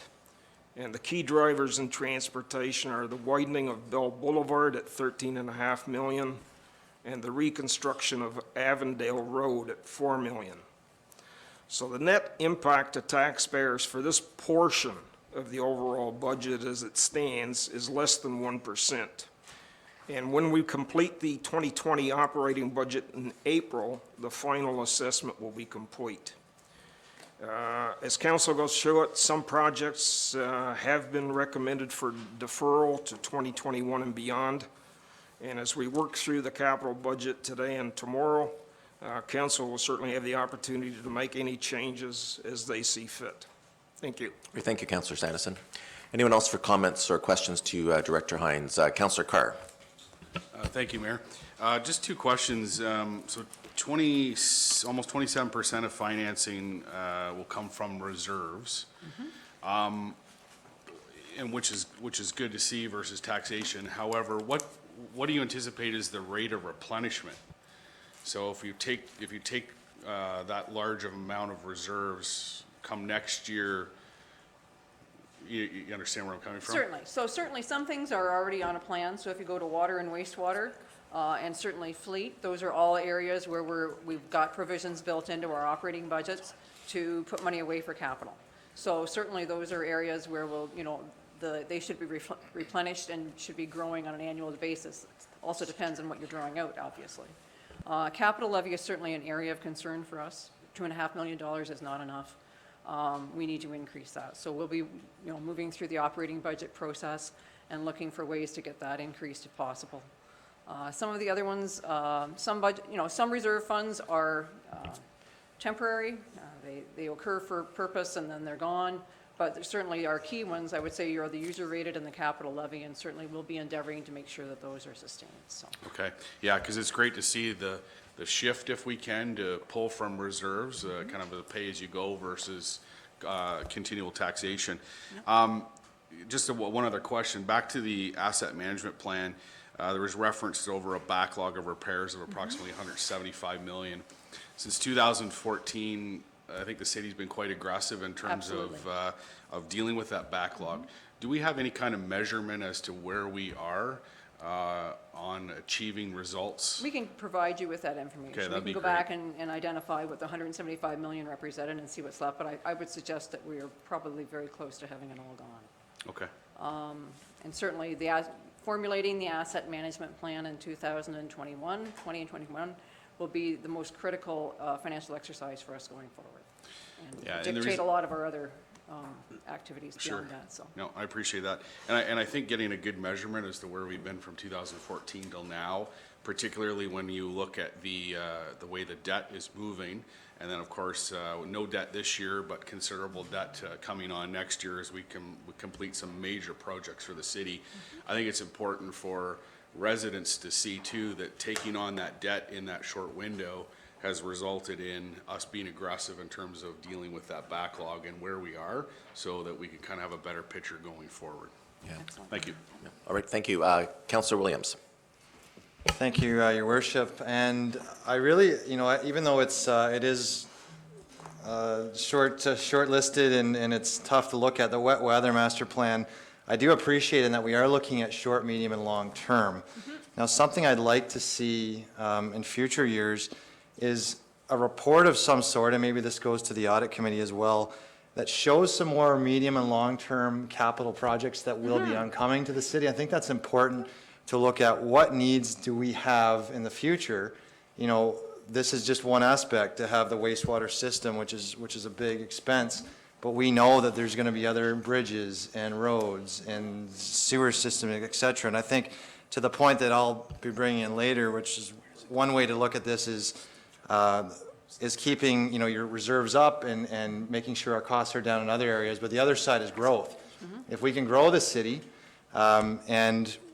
whether that's going to be single detached homes or what I think I'm hearing more of, it needs to be more duplexes and more multi-residential, where we're getting more user rates or more of a treasury to pay for some of this. I think it's important as a council that we see what is coming up down the road, because we do see, like you just mentioned, 4 million more in debt in the next 2 years per year, debt servicing, sorry. Then it's good to know what else is coming up. What do we need to prepare for, so that in 10 years from now, we know we're going to have to replace 50 to 100 million of this infrastructure. We know we need to generate some of that revenue to pay for it, or we risk being in a big trouble. And I think it also allows us, when we look at this year, and maybe even for short term for the next 2 years, what's coming up as well, so that if we're making decisions today on certain aspects, that we know that next year, the year after, there's something bigger coming up. We better maybe put this away, or maybe we better prepare to do this in a different way, or put some money aside for that. So certainly, capital forecasting will be one of the major purposes behind the asset management plan. So when we do the asset management plan, we'll be looking at all of our core infrastructure areas initially, and that's where the majority of the money is spent. And we'll be looking at the timing of projects. We'll be integrating other reports, such as the wet weather master plan, road needs study, some of our other studies, Parks and Recreation master plan, to come up with really what I feel was probably going to be our best effort at an asset management plan going forward. With respect to development, the other thing that's coming up is, certainly as I noted in my presentation, our main DC background study expires next year. So at the beginning, we're going to need to redo our DC study, which means we'll be looking at development, growth, and some of the things that you referenced in your comments for sure. So that's another important exercise for us. So. And that asset management plan is a requirement as we look at, and it has to include growth as well as our existing assets. So, that will be coming to us as part of our obligations. But I'd also, state that we really didn't have a debt management plan until last term, and Councillor Carr led the charge on getting one in place, and we're gonna look at it again, because we initially went with an aggressive term of 15 years on that repayment. I think the intention there was that we would know what an acceptable debt load for the city would be, and as some of that debt would be retired, we could use that for the opportunity to issue for new projects, because otherwise you get into a situation where you always want more and more and more, and we don't want to get to that 25% ratio there. 10% is pretty good compared to some municipalities in Ontario, but the whole point is that this is the new reality of municipalities. We have to have a much more systematic long-term planning process. That's a very public thing. So those will all come to us in the next while. Councillor Thompson. Yeah, and I'm not, Your Worship, I'm not sure this is the place to ask. It's more in the Ontario Construction Act. But it states in here that we must pay the general contractor within 28 days, and they must pay the subcontractor. Where's our obligation in there? And maybe this is a council agenda item, but where do we come in there making sure the subcontractors get paid? Well, the lien process is still in place. So, if a subcontractor doesn't get paid, they can still lien the municipality? They can lien the municipality, even the subcontractors. But there's, correct me if I'm wrong, but the implications are much more than just, you know, whether or not the subs are getting paid on a project. The implication of this changes the way that we have to manage our projects, particularly on timelines, because we now have to be in a position to be able to advance funds, which requires our consultants or our staff to be able to verify certain stages of completion in a much faster way, to be able to meet those times and then deal with it. It's you know, I don't want to say it makes us nervous, but it is a very there's a lot of additional responsibility or changes to our timeline that it's going to now require city staff to devote a lot of time. Yeah, that's what I'm trying to get at, and because, and I'm sure, I don't know for sure, but, you know, we've done projects, maybe where we paid the contractor and subcontractors haven't been paid, then in turn, our project gets delayed. Yeah. And then we. Well, they lean our project then, That's right? right. And then now we have a big problem, so. So again, that's just going to add time to our staff to implement this. It means we have to be extremely diligent. As I say, the timeframes are so short, and we can't be distracted by anything else in the process. And certainly, we're trying to improve some of our electronic tools to make sure that we can make sure that the information flows properly and we can meet the deadlines. You know, making sure that contractors are paid electronically is one way of doing it. So we're looking at all kinds of options, and we're working with our legal counsel to make sure that our documents are compliant and that our exposure to risk is absolutely minimal, so. Yeah, and you know, it's certainly important that we pay the contractors, but these subcontractors can be held in the line. Again, our project gets delayed, but also subcontractors are out there not getting their money, so thank you. But there also is a bright side to it, and the bright side is that we will be much more on top of our projects. And if we look at a particular project that seemed to go round and around for a number of years and months this summer, we will be much more in tune with the progress to be able to deal with any issues, either deficiencies or slowdowns or whatnot. And it will put us as council in a position when people are asking us what's going on, we will have much more up-to-date information. So it's, you know, there's an I would use the word an awesome amount of additional responsibility on city staff for that, but there also is a opportunity for us to be better on our projects to ensure that they meet the timelines in a better way, and that accountability is there, so. Yeah, that's what I was trying, in the long run, is what I'm trying to get at, to get our projects finished on time and on budget. That's right. Okay, anyone else? Director Hines, thank you. Thank you to you and all of your staff. I know Councillor Sanderson mentioned this, but to bring this and to do this year in and year out with all the additional responsibilities you have, we appreciate it, and we look forward to going through and having that. And I do want to say a special thank you to the Deputy Treasurer who scrambled this morning to make sure our packages were up to date. Thank you. I need a resolution that the 2020 capital budget presentation be received. Moved by Councillor Culhane, seconded by Councillor Sanderson. All in favor? It's carried. 8A2, the Parks and Recreation Master Plan. The Chief Administrative Officer's Report Number CO 2019-07, and the resolution is that pursuant to the Chief Administrative Officer's Report Number CO 2019-07, Parks and Recreation Master Plan, that pre-budget approval for the 2020 operating budget be authorized for the Parks and Recreation Master Plan in the amount of $250,000, with funding comprised of $125,000 previously approved in the 2018 operating budget, $75,000 from the Development Charge Reserve Fund, and $50,000 from the Municipal Accommodation Tax Reserve Fund. Moved by Councillor Williams, seconded by Councillor Sanderson. CEO Bove, do you want to speak to this first before I open it up on the floor? So the report is at the end of the, right after Director Hines' report. It's a two-pager, I believe, a one-page, two-sided report, and I'll ask Mr. Bove to speak to it. Just briefly, as you can see in the report, this issue has been hanging around for the better part of 20 years. Staff in the 1990s were pushing for the creation of this master plan to provide direction to the Parks and Recreation Department at the time with moving forward with refurbishment update and creation of new parks throughout the city. There was a push on for it after amalgamation to identify how we tied together the two wards of the city.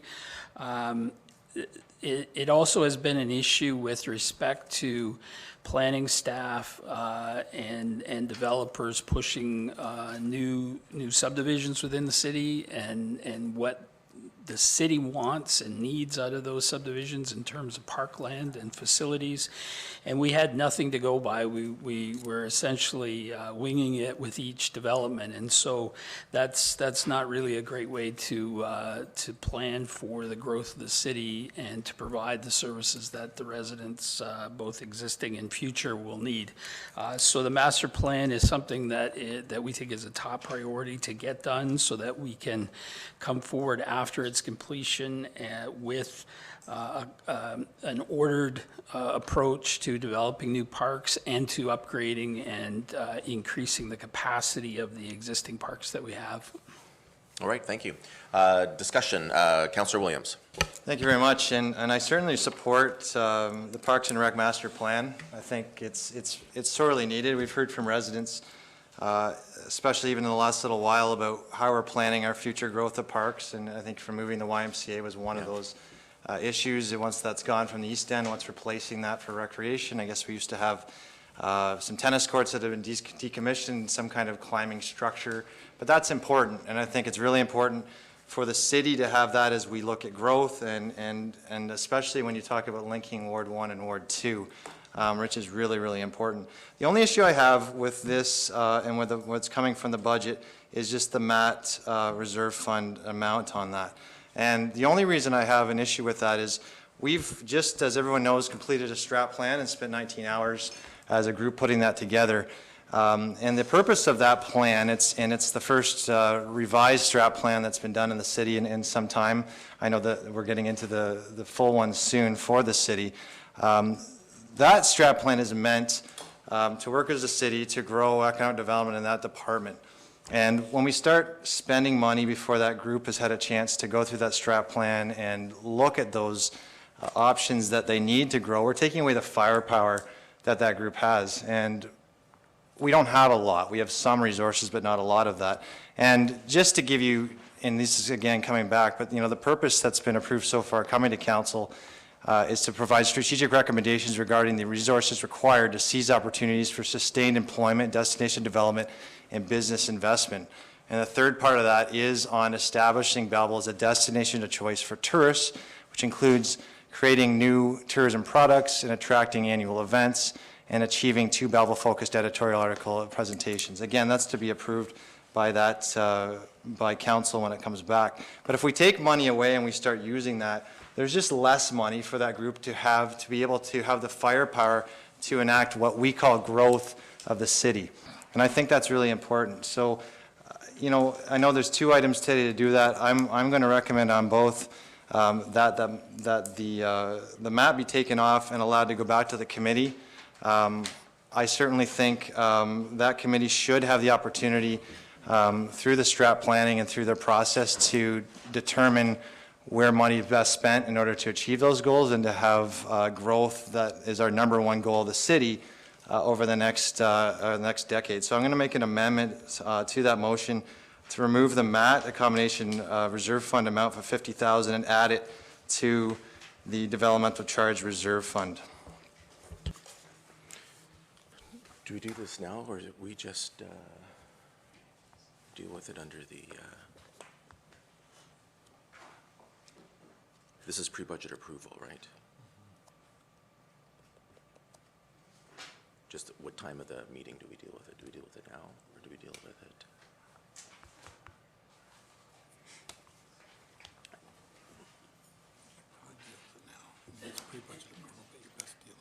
Yeah, okay. I'm just asking when the right time of the meeting is to deal with it, so we can deal with it now. Is there a seconder for that motion? Seconded by Councillor Thompson. So discussion, and I'll just start off by saying that, we are now in November, and the committee was constituted in May, and we have not had a single recommendation from that committee for the funds that are this point. And so when we went through the budget process, we found areas that the committee will recommend to council the expenditure of those municipal accommodation tax. When we went through the budget process, we found areas in which we had opportunities to use some of the funds collected in 2019.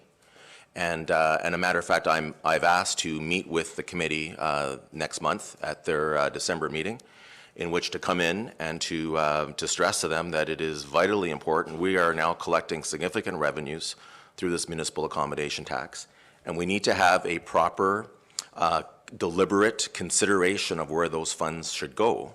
And again, my understanding is that the committee has not discussed at all this year. Now, I know they've been busy with strategic planning, but we also have needs, and we have funding opportunities to use it. And so the categories that we've allocated the 2019 collected MAT funds for 2020 are in the budget, and I'm certainly going to support those. And I'm hoping that the funds that we collect in 2020, we will have recommendations short with from the committee in terms of where to allocate it.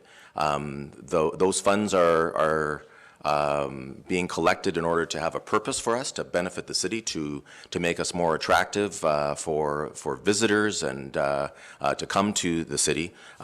Recreation facilities in terms of parks and green space certainly fit within those criteria, and all the items, including this pre-budget approval item, I think meet it. But so I won't be supporting the amendment, and I'll be supporting the expenditure of the MAT funds in the 2020 capital budget this year, and that's my position. Anyone else like to speak on it? Councillor Culhane. Thank you, Worship, through you. Right now, we're speaking on the amendment that's on the floor. I sit on the committee. You've covered the points that I would have liked to have made. We have not made any recommendations, and I support the original motion. Okay, thank you. Anyone else on the amendment? Councillor Sandison. Thank you, through the chair. So I also don't have any issue with applying the 50,000 of municipal accommodation tax to this item in terms of the master plan. And I also will have no problems supporting the 75,000 in the capital budget for Glanmore House also being funded from the MAT tax. So I also will not be supporting the amendment. Anyone else on discussion? Councillor Kelly. Through you, Mr. Chair. Can certainly understand where Councillor Williams is speaking to today. It was 19 hours with this committee, and there's some great ideas on the table. We still have a bit of work to go with that committee, and I feel that Parks and Rec are going to play a significant partnership in a lot of the things that we've talked about at the strategic planning. So, as tough as this is, I'm going to support the 50 grand today going into Parks and Rec, but I do know if the money's not there this year, we're going to get it next year, and there's going to be some exciting things to happen. I just feel, Councillor Williams, that Parks and Rec are going to play a key role in a lot of the things that we talked about. All right, Councillor Thompson. Yeah, I second the motion to get it on the floor. The $50,000 in the MAT funding would come out of the 2020 budget for the MAT funding, right? Is that correct, or the 2019? So I'll ask the treasurer to correct me if I'm wrong, but this is the we don't spend the MAT funds until we collect them. Yep. So we've collected them starting on July the 1st of this year. Yep. As you know, we are collecting 4% on those accommodations, half of which will be retained by the city to spend on our initiatives, and half which currently right now we would be forwarding to the Bay of Quinte Regional Tourism Board as per the direction of council. So what we're talking about is the funds that since July the 1st until December 31st in 19, we would be spending those in the 2020 year. Going forward in the 2020 year, we'd be talking about capital budget items for 2021, unless we decided to give pre-budget approval during the year for something for that 2021 year. Treasurer Hines, am I on the right track? Yes, Your Worship, absolutely. It's the same process that we use for the OLG funding. We don't spend it until We the receive following it. year. Yeah. Okay. Councillor Thompson? So I'm just trying to get it clear in my mind then, because I think the master plan for recreation is well overdue, and so I know we're not talking about it right now. But the funding that Councillor Williams is speaking about, could that come out of next year's budget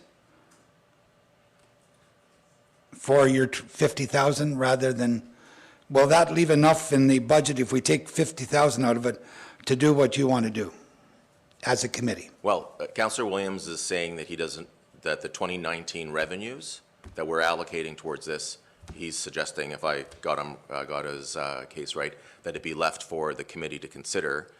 If, you know, they won't be able to consider anything for this year's capital budget process, but they would start in 2020 and they would work on it.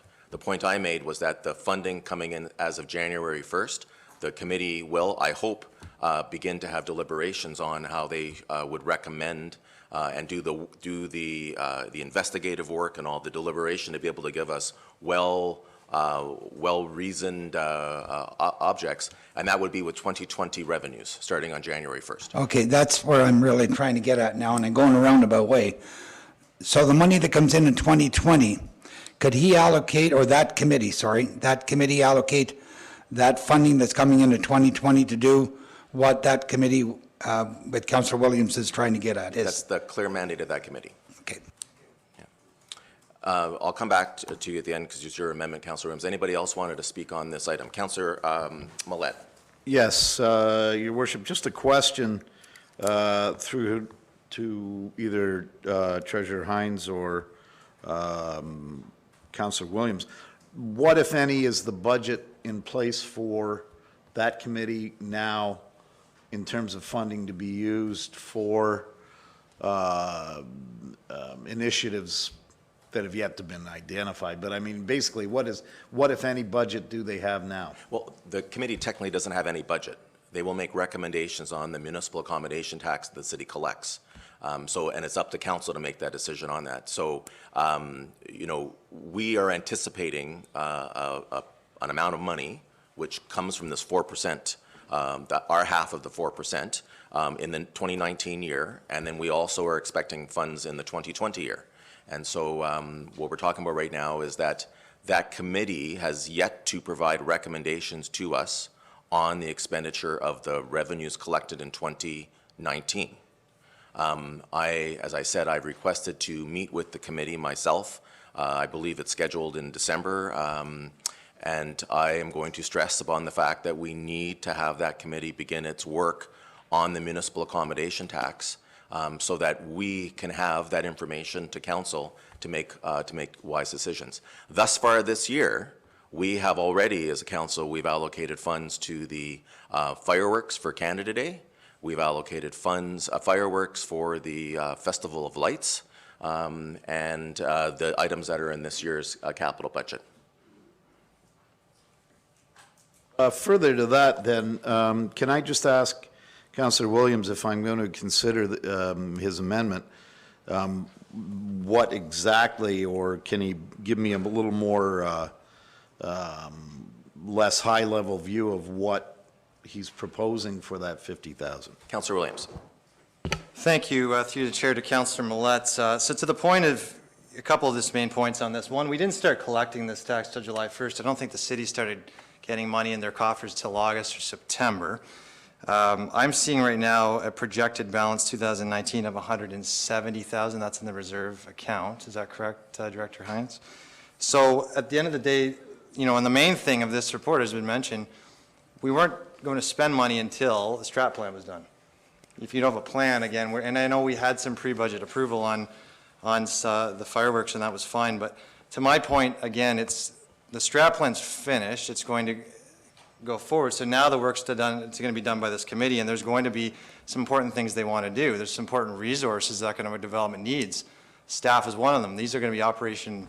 But to take the money away that before they've even had a chance to talk about it, I just think it's not fair to that committee that needs to meet even December 11th and have the discussion to say, where do we best need the money? And I think it's really what we're asking staff from that department is, where do you need that money spent? Because I can tell you right now, Karen Post needs all the money she can and more just to do the job that she's doing now, not even including what's in the strat plan. So that's my point. I think the amendment is just to allow that committee to have that. It's not to stop this Parks and Rec master plan. Continue to do it. Just have the 50,000 come from the developmental charge reserve fund, not the MAT. Allow that to go back to that committee, and I can promise you to the mayor and to this council, there will be recommendations, and they will be good ones that they come from that committee. Okay, Councillor Millet? Yes, sorry to monopolize this, I'm still trying to get a better picture. Can perhaps Treasurer Hines or someone explain to me why we can't, in fact, use developmental charges reserve for this 50,000 to go towards this? Through this chair to Councillor Millet, we could use it, yeah. There is additional development charge money, old development charge money that could be directed. Fair enough, thank you. Okay, anyone else on this item? So the amendment is on the floor to change the funding from the municipal accommodation tax to development charges. Can I have a recorded vote, please? Yes. Request for a recorded vote.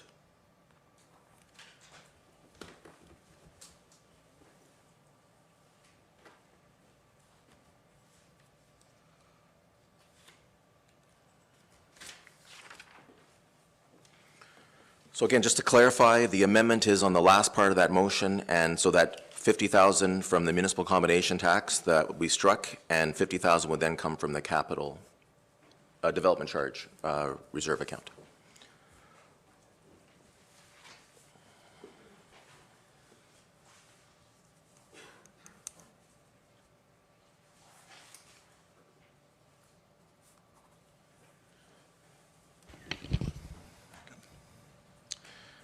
Councillor Carr? Yes. Councillor Culhane? No. Councillor Kelly? No. Councillor Millet? Yes. Councillor McCaw? No. Councillor Sanderson? No. Councillor Thompson? Yes. Councillor Williams? Yes. Mayor Panchak? No. Motion fails. The main motion is on the floor. Any discussion on the main motion? Councillor Carr. Thank you.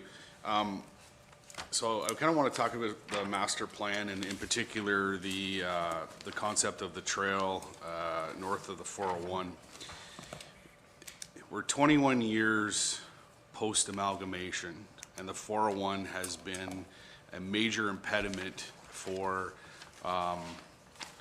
any kind of active transportation or pedestrian access to the south of the 401. That has been a long-standing issue, and as we continue to grow to the north, it is becoming a very resounding priority. We've heard it at our ward meetings time and time again, both last term and then already this term. And, you know, we pressed the MTO with respect to their project and overpasses. The existing overpasses at 37 and 62, as the council is aware, does not allow for pedestrian access. They don't clear it in the winter. They don't want pedestrians on there, despite the fact that pedestrians use it all the time. Last term, we created a paved trail over Sydney Street because we have ownership of that overpass. That is the only option there. But that isn't exactly where a lot of the growth area is occurring. It's more the 62 and 37 corridor. So I guess my question is, because I'd asked to at least start the planning. So if, and a question, I guess, to Mr. Bove, since it's his report. So if we do the master plan, and I'm sure it will say we need some type of connectivity, that's pretty obvious. But that isn't really the start of the plan. That's just saying what we need.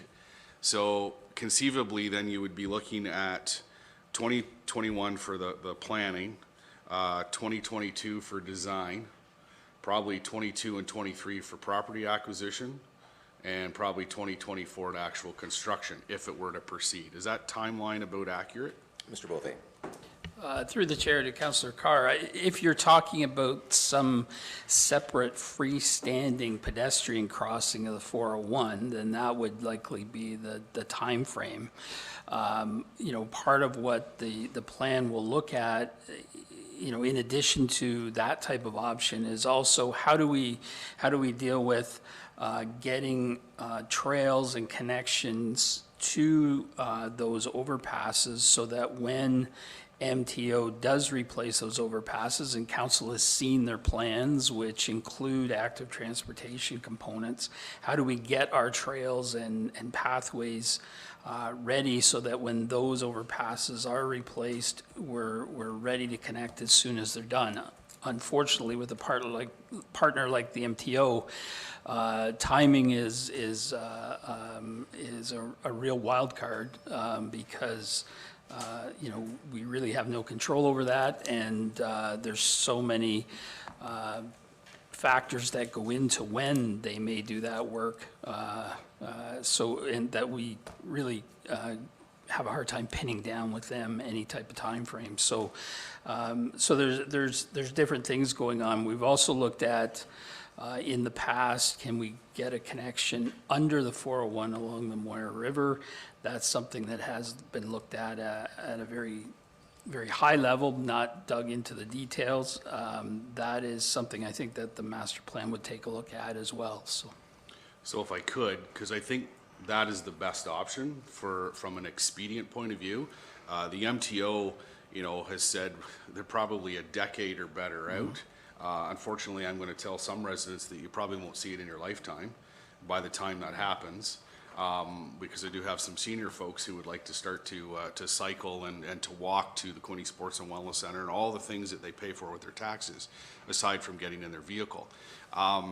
So I don't think waiting for the MTO is probably the best option. It's certainly an alternative projection that we can look at when and if they come to the table. And even for a freestanding, because I did ask that question of the MTO, they said it would still have to go through the same planning process as the overpasses and then get a funding attached to it, which they don't even have yet. So the timeline for that is considerably into the future. So I think our best option would probably be looking at connecting at Riverside under the 401, and I believe there has been some discussion or even some property acquisition along there. It's not the first time that we have put trails under bridges and along the river. I was on council back in the early 2000s when we did the Riverfront Trail, and I know there was talk then as well, there's no way you can do it, but yet we do it, and now it's pointed as a highlight for our community. So I guess the question is, with this master plan, will that dig into the design or not the design, but the extensive planning that would be required? I guess what I'm asking is I hate to see us kick this further down the road. And I'd like to be able to say that with that master plan, we're actually going to come with a planned component for trail connectivity under the 401 at the Moira River. And if we're not, I'm prepared to say that we should be adding $50,000 to make that happen in conjunction with that master plan to expedite the time. Because the other thing that we have going on, and the planning committee just got notice, there's an application for development north of Caniff Mills up to Scott Drive. And so once that goes through the approval process, again, that growth area continues. And without that connectivity, it's unfortunate. And I get calls, I'm sure Councillor Sanderson does all the time, from residents that say, look, I'd like nothing better than to put my kids on a bike and go to the Sports and Wellness Center and swim. And so will that master plan include some planning for that, other than to say that's a possibility? Or should we be in conjunction with that, expediting the process by saying, let's look at a plan specifically for that and add it into the master plan? So, Mr. Bove, can we have like a two-path, like when I say two-path, I'm not talking about two different, but like a two-option process as part of that for the connectivity of the trails? Because we raised this issue with Minister Mulroney at the AMO conference. I followed up in writing with her, talking about the fact that we really want the future structures to be active, fully active with active transportation. She gave us every indication that this project is going ahead. The road widening in Belleville will be going ahead, not in 10 years, but in the next 4 or 5. I know that talk is cheap, And so they have to actually take some steps. But in the event that we find that they are just talking and there's no, like, we don't want to wait 10 years, we want, or 15 years, or in a lifetime, we want to move on it. I think Councillor Carr's 100% right. And many of us campaigned on the fact that we want to have this active transportation trail system. Can we sort of have two parts of it? One is that if we could connect using the 401 structures, but if not, then we have an alternative as well, so that we can at least provide people an access point across the 401 or underneath the 401. Sure. Through His Worship to all of council, I think the best approach would be to identify that as a separate project. The master plan by its very nature is not going to dig down into detailed design on any particular project.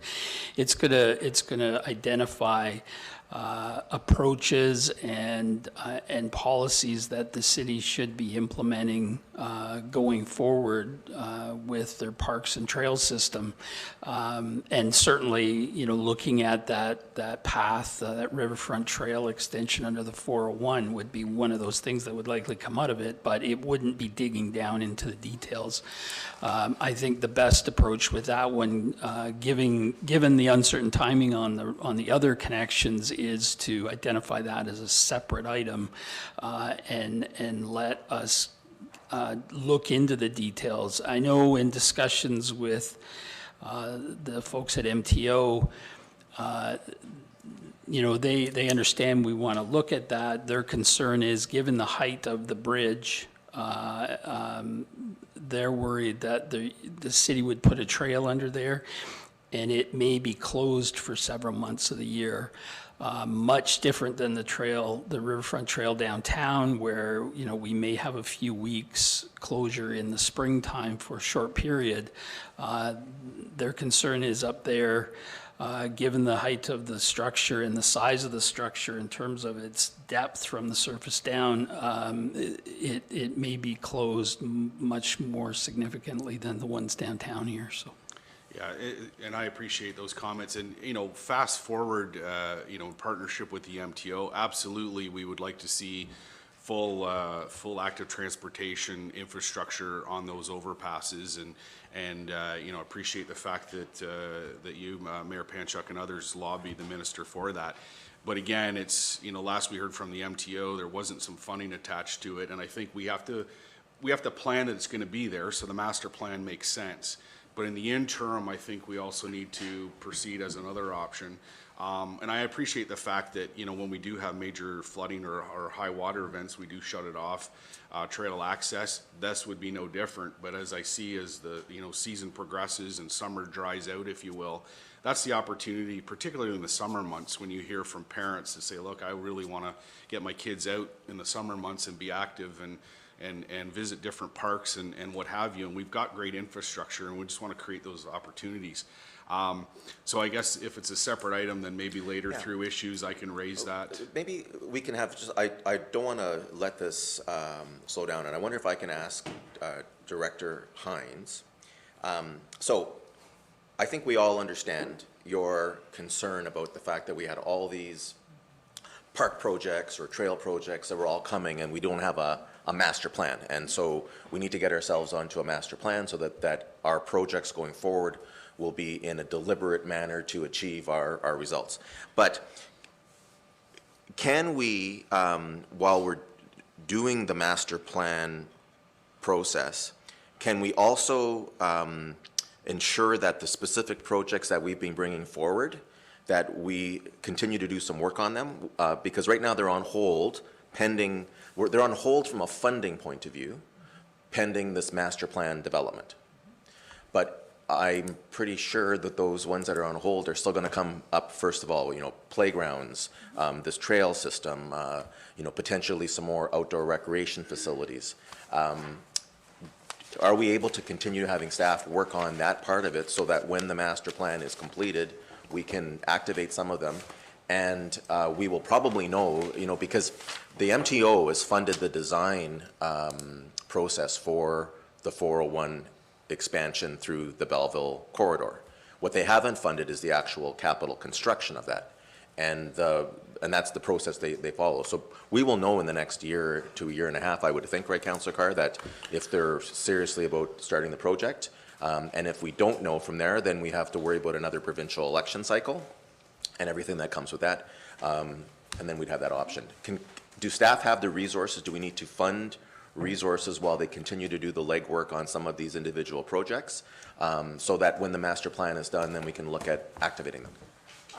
We don't have any funding in place to allow them to proceed at that level. So I would suggest, because we're trying to complete the Parks and Rec master plan in a very short period of time, under 1 year, that any of these projects be highlighted to the staff who are delegated with the task of completing the Parks and Rec master plan, and make sure that they are given a priority and as much information to have them considered at that point.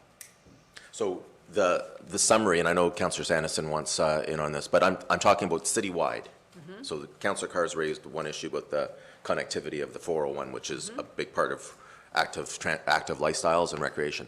But the whole citywide process, my concern, I think, what I'm getting from Councillor Carr as well, is that we don't want to put that all on hold and lose time, so that once we complete the master plan and we say, okay, now it's going to take another year of further planning to be able to get to a point that council can consider it for the following year, and all of a sudden it's there. So, you know, again, I understand the workload of staff, and if you do try to do everything at once, you're going to do a lot of things poorly. We want to do less better than more poorly, but at the same time, you know, there are people who are, as Councillor Carr said, living in Ward 2, and they are paying taxes for facilities that they would like to get to without having to drive, or cross a pretty dangerous pedestrian crossing or bicycle crossing, and I think we need to do something on that.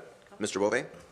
Yes, through His Worship the Council, I think, you know, we on a daily basis deal with people who have requests related to, you know, can we get some playground equipment in this park or that park?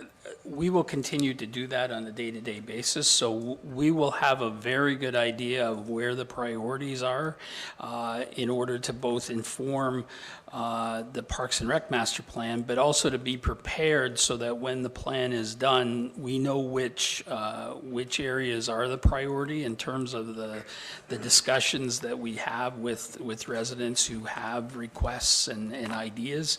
And there'll certainly be a big public component of this Parks and Rec master plan as far as public input. So on a day-to-day basis, we'll continue to work towards the projects that we know already are going to be priorities, regardless of the Parks master plan, and they'll definitely be in it. But I think we can do a pretty good job of keeping those at the top of the mind, and are ready to come with projects for the 2021 capital budget. Councillor Carr.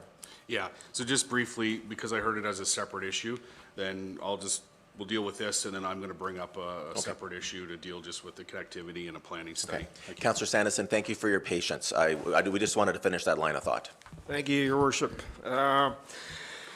So I 100% agree with Councillor Carr that we can't wait a year for a master plan and then a subsequent year before we undertake the connectivity from Ward 2 through. So my thought process is that we need to create some sort of fast-track parallel activity that can sort of just earmark and lay out this section for us, and you know, whether it's pre-budget approval or whatever the process is to fund it, then I think council has to undertake it. In terms of the master plan itself, if it's taken us 21 years, if I heard CAO Bove correctly, to get to this point, I think this council is ready and willing to support it for sure. The MTO, the last information I had was that they were in the 7 to 10 year window. In 7 years, even if they started in 7 years, they're doing 3 overpasses and possibly a 4th with the Bear overpass. It's going to be 4 or 5 years of construction. So the access between Ward 1 and Ward 2 is I would say is critical. we've got more than just children. We've got seniors that are phoning me that are active bicyclists and looking forward to the day when they can travel safely throughout our entire community. So I'll certainly support the motion that's here, and certainly look forward to, and will support the motion coming forward from Councillor Carr. Okay. Can I suggest that we deal with this resolution, and then let's just give Mr. Beauvais and Ms. Hines some time to consider a suggestion for us, and then we won't finish off the deliberations today before we deal with that. But let's just give them some time, maybe over lunch, to sort of work it through. We'll come back to it. We're all on the same page, and let's be serious. Any master plan that comes back without a realistic opportunity to link both sides of the 401 isn't worth even commencing a master plan. So I'm not at all thinking that we would go through this process and come back and it doesn't have an active transportation link. We just got to figure out how to finesse it. So anyone else on the resolution that's on the floor? Councillor Thompson. Yeah, just a question on the Parks and Recreation Master Plan. When it comes back, does it come back with, is it going to plan where we need parks and how we fund that? Is that going to be all in the plan? All encompassing. Because we certainly know what it was in the last council, where we struggled who pays for it and where they should be. So I think this master plan is certainly, as everybody said, well overdue. And well, we fundamentally changed the policy because prior to the last term, playgrounds and parks were funded half by the developers and half by the residents in those areas that had to raise money. So last term, we changed that to be half paid by the developers and the other half paid through development charges. And so now we went ahead and we opened a number of new parks in those areas after having many, many years of no new playgrounds done. So, but I think this is part of a bigger picture, Councillor Thompson, about just green space, recreation facilities, active transportation, municipal services. And this fits into everything we've been talking about, including that very, very important announcement that we support a West End YMCA facility for an indoor recreation facility in that part of the city. So it's all together. No, and that's what the answer I was looking for, because the taxpayers need to know ahead of time that we don't run into this. We're going to all of a sudden going to tap into theirs to pay for parks, and let's get it done and let's get it in the plan. Okay. Anyone else on the resolution? So the resolution as written, we've had a mover and seconder. All in favor? It's carried. Consent items 8B, capital issues number 1.001 to 1.081 inclusive. I need a resolution to get it on the floor so that capital budget issue number 1.001 to 1.081 be approved. We won't vote on it until after we go through and make amendments. Moved by Councillor Sandison, seconded by Councillor Culhane. And we will move to it. So in section number 6 of your binders, you have the long sheets with the individual breakdown and the costs, and then we have the issue sheets behind them. So if we are prepared, we'll get a start. I don't see that. Do we want to knock off a few and then break for lunch, or do we want to break for lunch right now? I understand it just arrived. Sorry? Want to break for lunch first? Is that well, they're setting up, I'm being told. I checked a few minutes ago and they weren't there, so. Let's go start with, because I think this is the one you declared a conflict on, right, Councillor Williams? So you can get a head start on lunch, and we'll, item number 1.001, Bell Boulevard widening Sydney Street to 1.5 kilometers to the west. Let's get on the floor. Moved by Councillor McCaw, seconded by Councillor Sandison. Discussion. It's moved to approve. Discussion. Seeing none, all in favor? It's carried. Again, in Director Hines's presentation, we are awaiting the announcement from the federal government. I spoke with our member of Parliament, Mr. Ellis, last week. He's anticipating that the new minister will be able to sign off on the decision very shortly, so we're eagerly anticipating, but this project's going ahead one way or another, and I'm glad to hear that. So, item number 1.002, the Ann Street from Bridge to Alexander and Foreign Street from George to Charles, the sewer separation design Move to approve, Councillor Sandison, seconded by Councillor Millet. Any discussion? Councillor Millet. Yes, this is just more of an explanation for anyone on Ann. As Mr. Reed will attest, people south of Victoria have had issues with this sewer issue. This, if we can just ask Mr. Reed to explain how this will help in the short term or in the long term to alleviate any of those issues. I know that all the way along Ann, we are going to have ongoing issues, some very expensive issues, but if Mr. Reed can just illuminate a little bit more on this. We've been out, I've spoken to some residents there, as I believe Councillor Culhane and others. So if Director Reed could just mention that. Through the chair to Councillor Millet and all of council. The section of Ann Street from Victoria south luckily has a separated sewer, so there is a storm pipe and a sanitary pipe. However, on the north end of Victoria, it's all combined sewer. So as you can appreciate, all the roof drains, all the groundwater, the rainwater is all into one sewer. And as it comes down, it's all combined and it goes into the sewer pipe on Ann Street. So a part of this project will be designing and separating the two, which will reduce the amount of waste that does go through the sanitary sewer downstream, which will help alleviate some of the concerns for the residents. Okay, thank you. Anyone else? Councillor Thompson. So this is Ann Street, strictly just Ann Street, am I right? Mr. Reed? In the section of Foran. Yeah. So it'll go from Victoria down to, So Bridge to Alexander on Ann, and then from George to Charles on Foran. so we're designing it now. This is for design only? Yes. And when do we expect to do construction? Be 2021? Mr. Reed?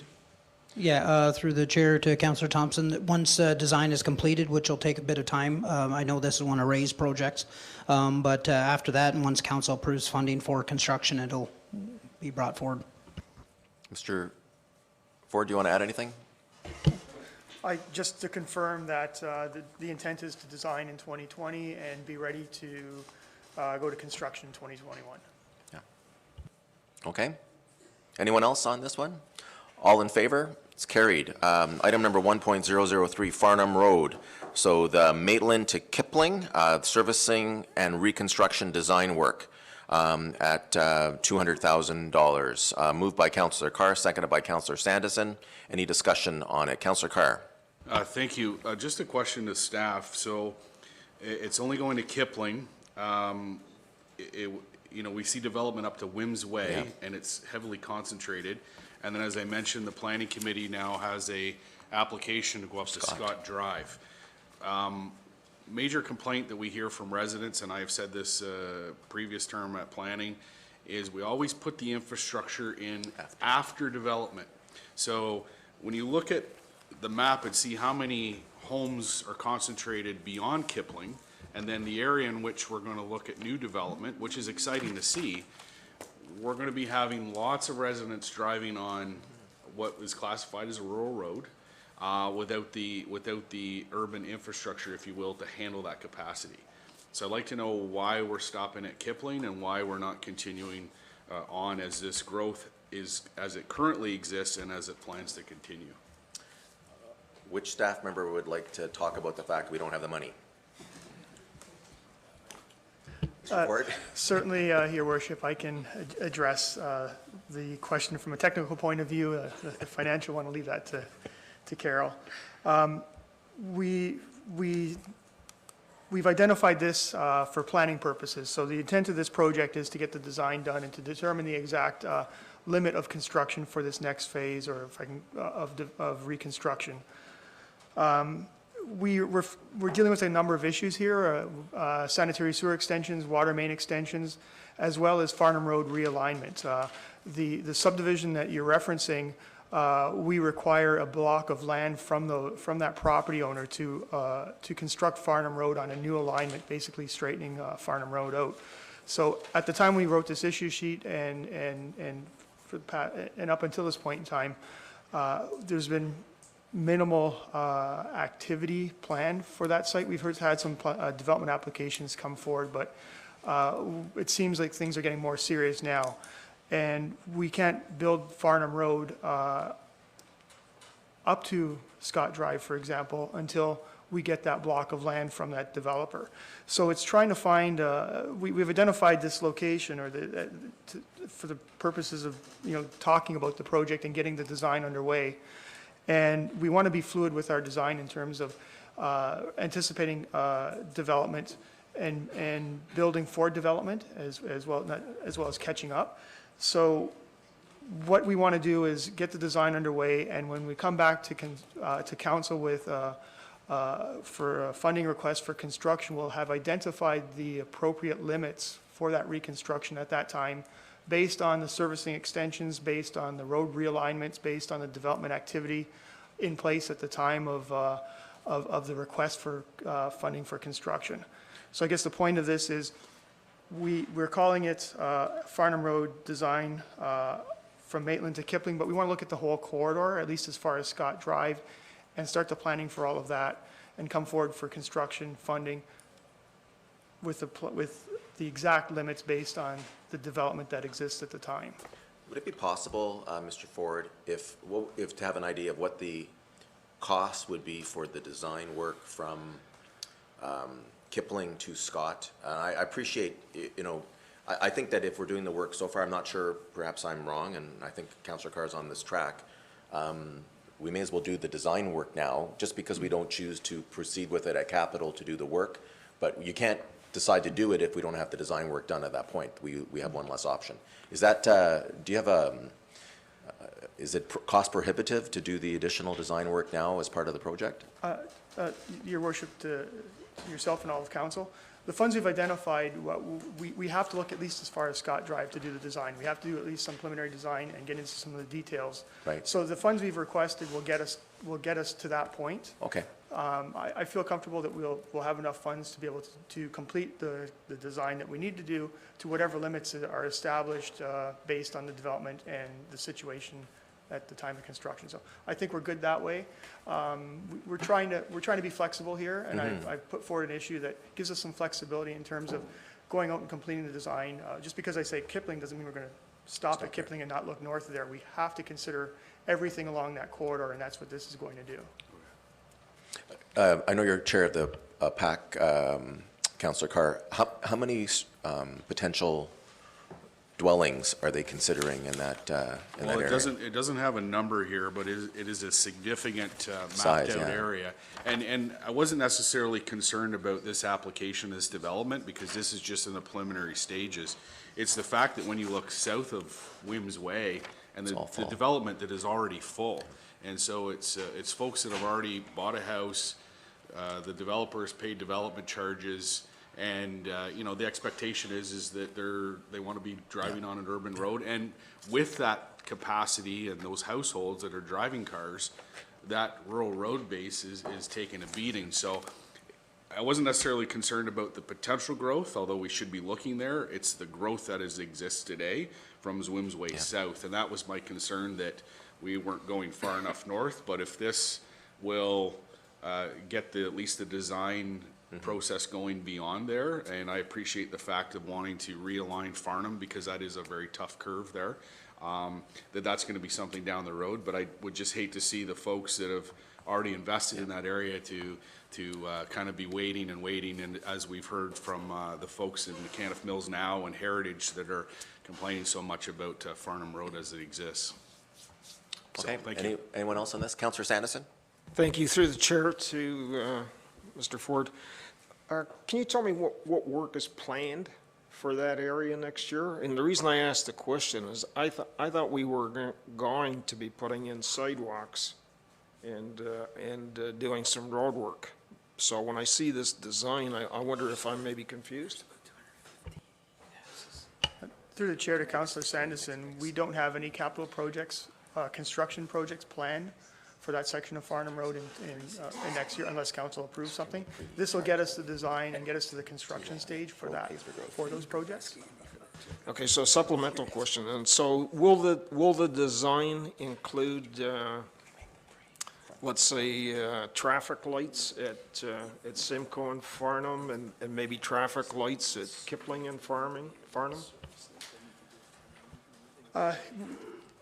The short answer is yes, we're going to take that into consideration.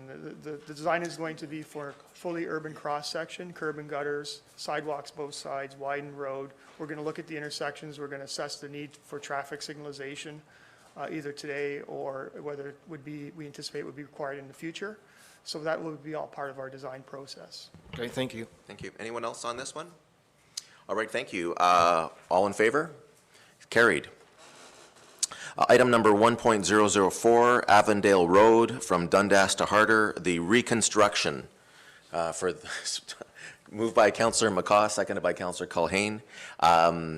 This is a long time coming. I know there will be so many happy residents on that, one of the worst roads in the city of Belleville. Anybody have any questions on it? All right, any comments? Councillor McCaw? Hallelujah. I'm sorry, hallelujah, yes, absolutely. Anyone else? All in favor? It's carried. Looking forward to that project starting. Item number 1.005, Bridge Street West and Marshall Road Water Main Extension and Road Reconstruction. This is for the environmental assessment for $250,000. Moved by Councillor McCaw, seconded by Councillor Millette. Any questions or discussion? All in favor? It's carried. So we'll take a break now. We'll break for lunch. It's 5 to 12. Half an hour enough for lunch today, and then we'll try to keep at it. I know there are a number of us. What I'll do is I will invite the media to go first, because they have to come back and do work when we reconvene. So if they can eat first, then we will all deal with it. We'll come back at 12:30. Thank you.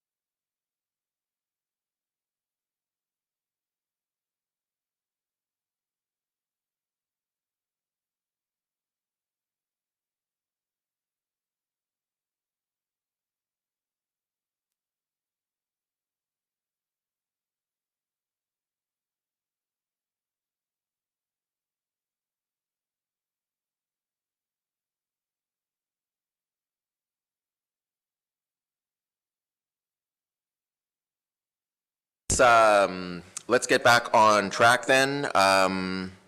Hope everyone enjoyed their lunch. Thank you to our staff for arranging for it. They always take good care of us. Item number 1.006, the Shave and Pave Program Annual for 1.25. Moved by Councillor Carr, seconded by Councillor Culhane. Any discussion? All in favor? It's carried. 1.007, Resurfacing Program for 1.25. Moved by Councillor Carr, seconded by Councillor Williams. Any discussion? All in favor? It's carried. And then the Slurry Seal Program at 1.008 for 250,000. All in favor? Moved by Councillor Carr, seconded by Councillor Kelly. Any discussion? Carried. Do we want to pull items that we want to deal with? Because I have to feel, again, the Finance Committee's worked hard with the Treasurer's Department and gone through it, and I don't mean to take away anyone's opportunity to ask questions or to debate it, but I'm getting the sense that people have had a chance to look at it. My understanding was there were no questions directed to Director Hines about it, which doesn't mean that people didn't look at it. It means that they didn't have any questions because it was self-explanatory. Can I ask if there are any items? I'll give you maybe a couple minutes to look through and see if there's any items we want to flag, and then we can deal with a motion to do the other ones by consent. So we're at 1.009 through to 1.081, and I'll give you. When everyone's ready to, they either have items they want to pull or they don't, just let me know. I'll give everyone a fair amount of time and we can go from there.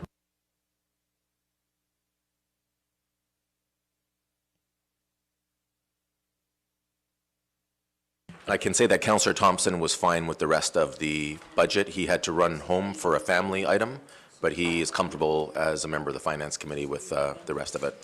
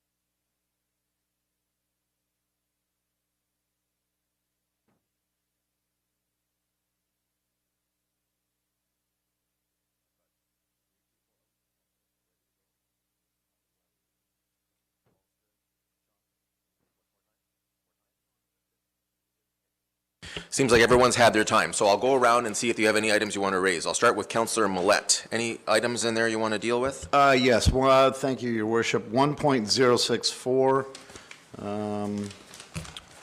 it's the environmental services water distribution issue. Water main relining for 2nd to 6th Street and Smith Crescent. 1.064, okay, 1.064. Yep. That's it? You want, yeah. Okay, Councillor Sandison? Thank you, Your Worship. 1.040. 040. Okay, Councillor Williams? Thank you, Your Worship. I have 1.039, 1.057, 1.06. Sorry, just Oh, sorry. 1.057? Yep, and 1.061, Okay, and that's it for me. okay. Councillor Culhane? 47. Okay, Councillor Carr? Yes, 1.012, 1.015, and 1.018. So 12, 15, and 18? Okay, Councillor Kelly? 1.053 and 1.050. Thank you. Councillor McCaw? Good, okay.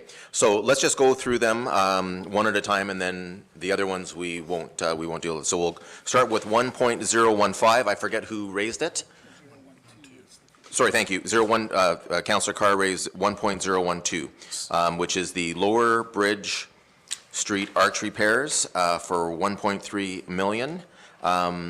Moved by Councillor. Do we? Move to approve. I should do the items by consent first? With these items, or should, yeah. So we'll do a motion like we do a consent. So we'll approve all the items, save and except for 1.012, 1.015, 1.018, 1.0139, 1.040, 1.047, 1.050, 1.053, 1.057, 1.061, 1.064. And if I've missed anything, we'll come back to it, but this is just for this motion, so I'll give you these later. So moved by Councillor Carr, seconded by Councillor McCaw. All in favor? It's carried. 1.012, moved by Councillor Carr, seconded by Councillor McCaw. Lower Street, Bridge Street arch repairs. Councillor Carr. Yeah, just a question. So as it's pointed out there in the rationale that we did some rehabilitation work, and I know Councillor McCaw's brought this up previously. So the 1.3 million will essentially solve all our problems on here and open up 2 lanes to traffic, and we're confident that the integrity will be addressed in this 1.3. Let's ask Deputy Director Ford. Thank you, Your Worship. The answer is yes. Okay, good. That's good. Okay. Hopefully that's the last of we hear of this for a while. No, this is, yeah, again, it's a frustrating item, and, all right, all in favor? It's carried. 1.015, traffic synchronization, Phase 3 for $100,000, moved by Councillor Carr, seconded by Councillor Sandison. Councillor Carr? Yeah, just a quick question. Again, good investment. Where are we in terms of the actual synchronization? Sometimes I think I feel it, and other times I think I don't.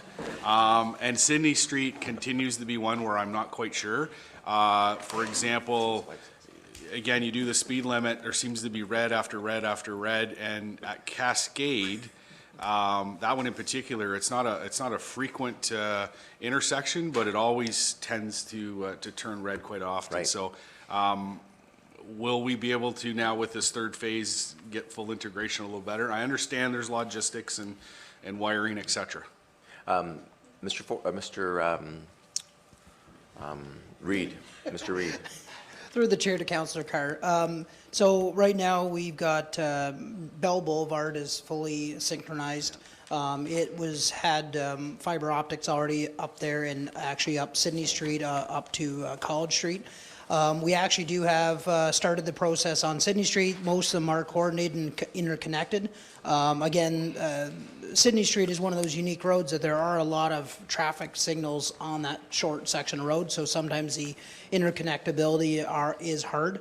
But we have a website, we have the mainframe in place, we can go on and live stream. We have video cameras at Tracy and Sydney, to be quite honest with you, that we can actually visually see what's going on there right now.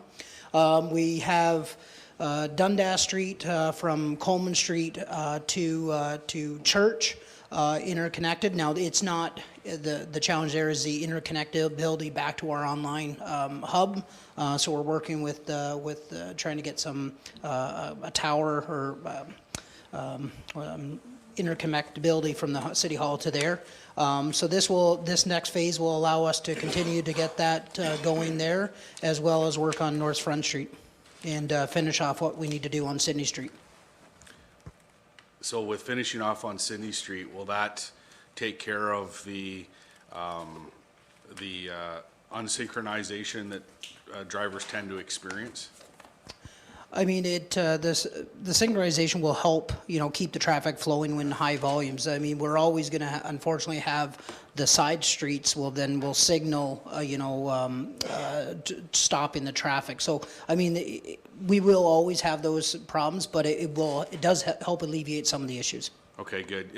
The biggest observation I saw was at Cascade, when there's no vehicle present, it will turn red, and that just adds to the driver frustration. And then, if we wheel this all the way around, if I could use that pun, back to the Transportation Committee, we hear time and time again about speeding.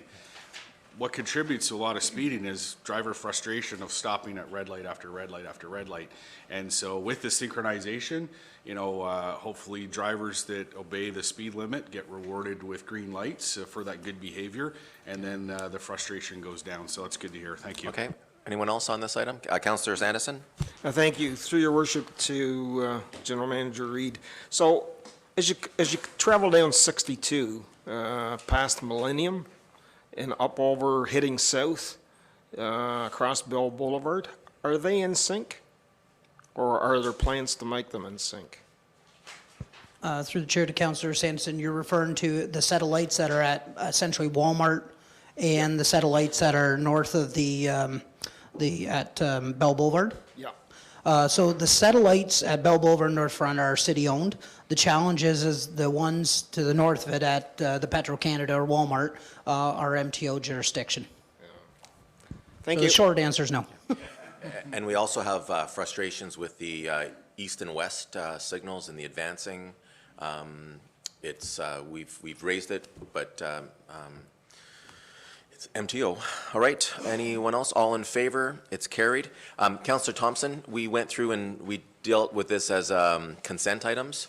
I had, from the information you gave me before, you were okay with everything. So other councillors have pulled some, and so we'll just go through it. The next item that we had pulled was item number 1.018, various departments, tools and equipment, for $35,000.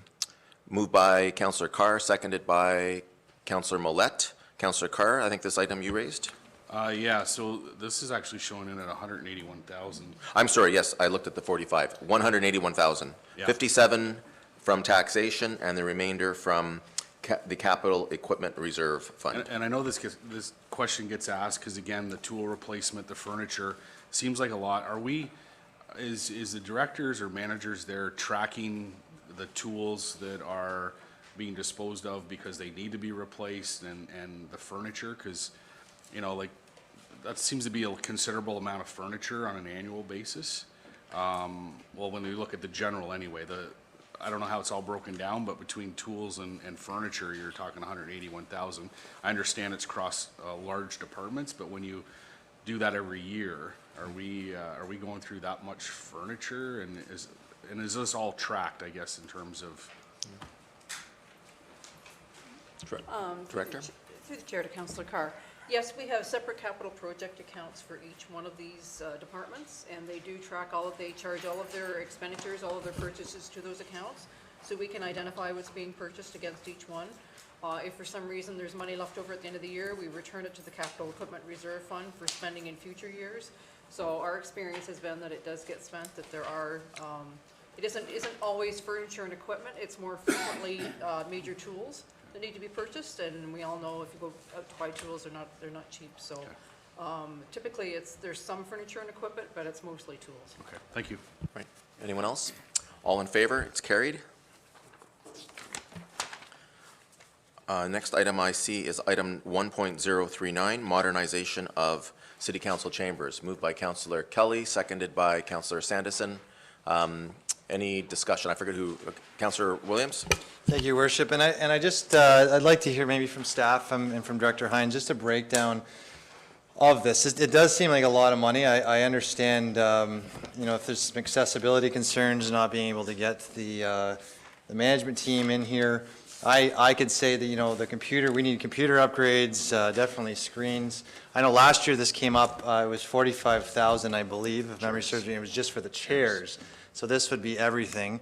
I also don't have any illusions that we should be sitting in these chairs, or anyone should be for the next 50 years. So I know that needs to be modernization. So maybe just a description of what this is going to be, and what's entailed, besides just the description here, just, that would be what I'd like for.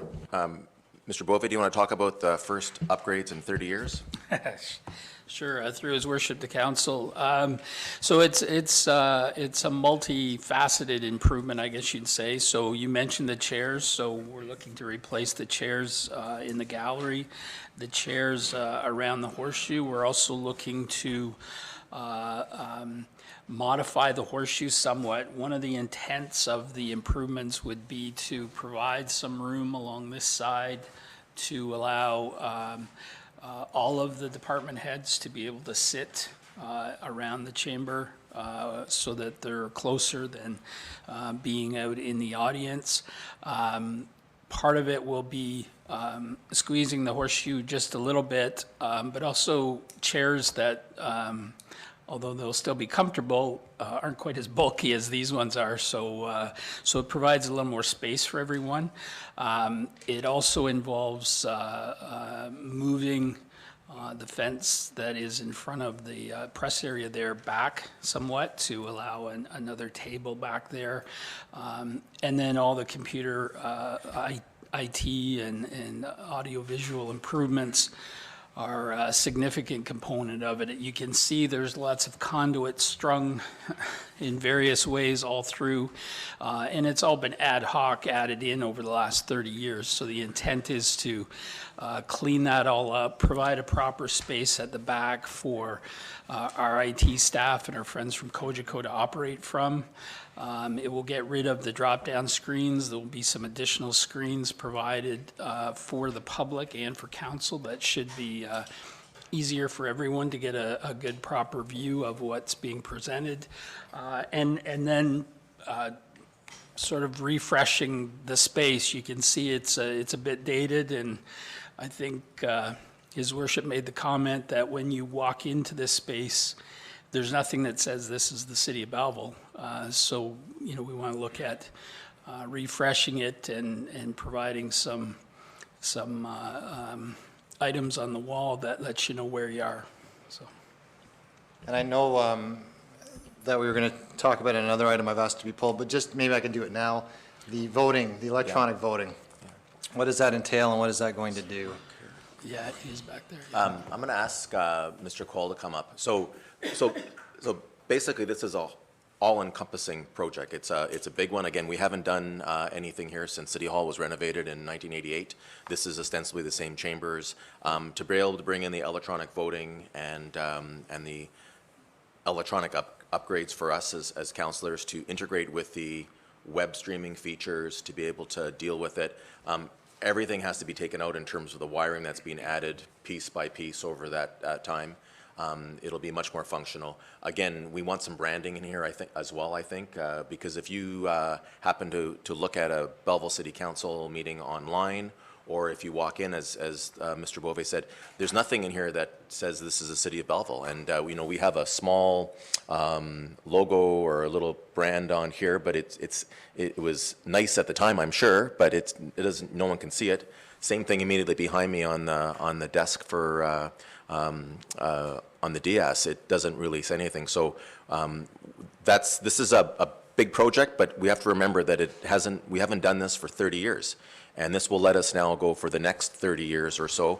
And the one thing before I ask Mr. Coyle to speak is that it also does include the replacement of the original chairs for the gallery, both here and in the Sir Mackenzie Ballroom, that have lasted those 30 years. So, in the past, while we've looked at piecemeal changes to the capital budget to deal with this, and they always seem to get pulled because, we say, well, we can't justify, so much dollars for chairs.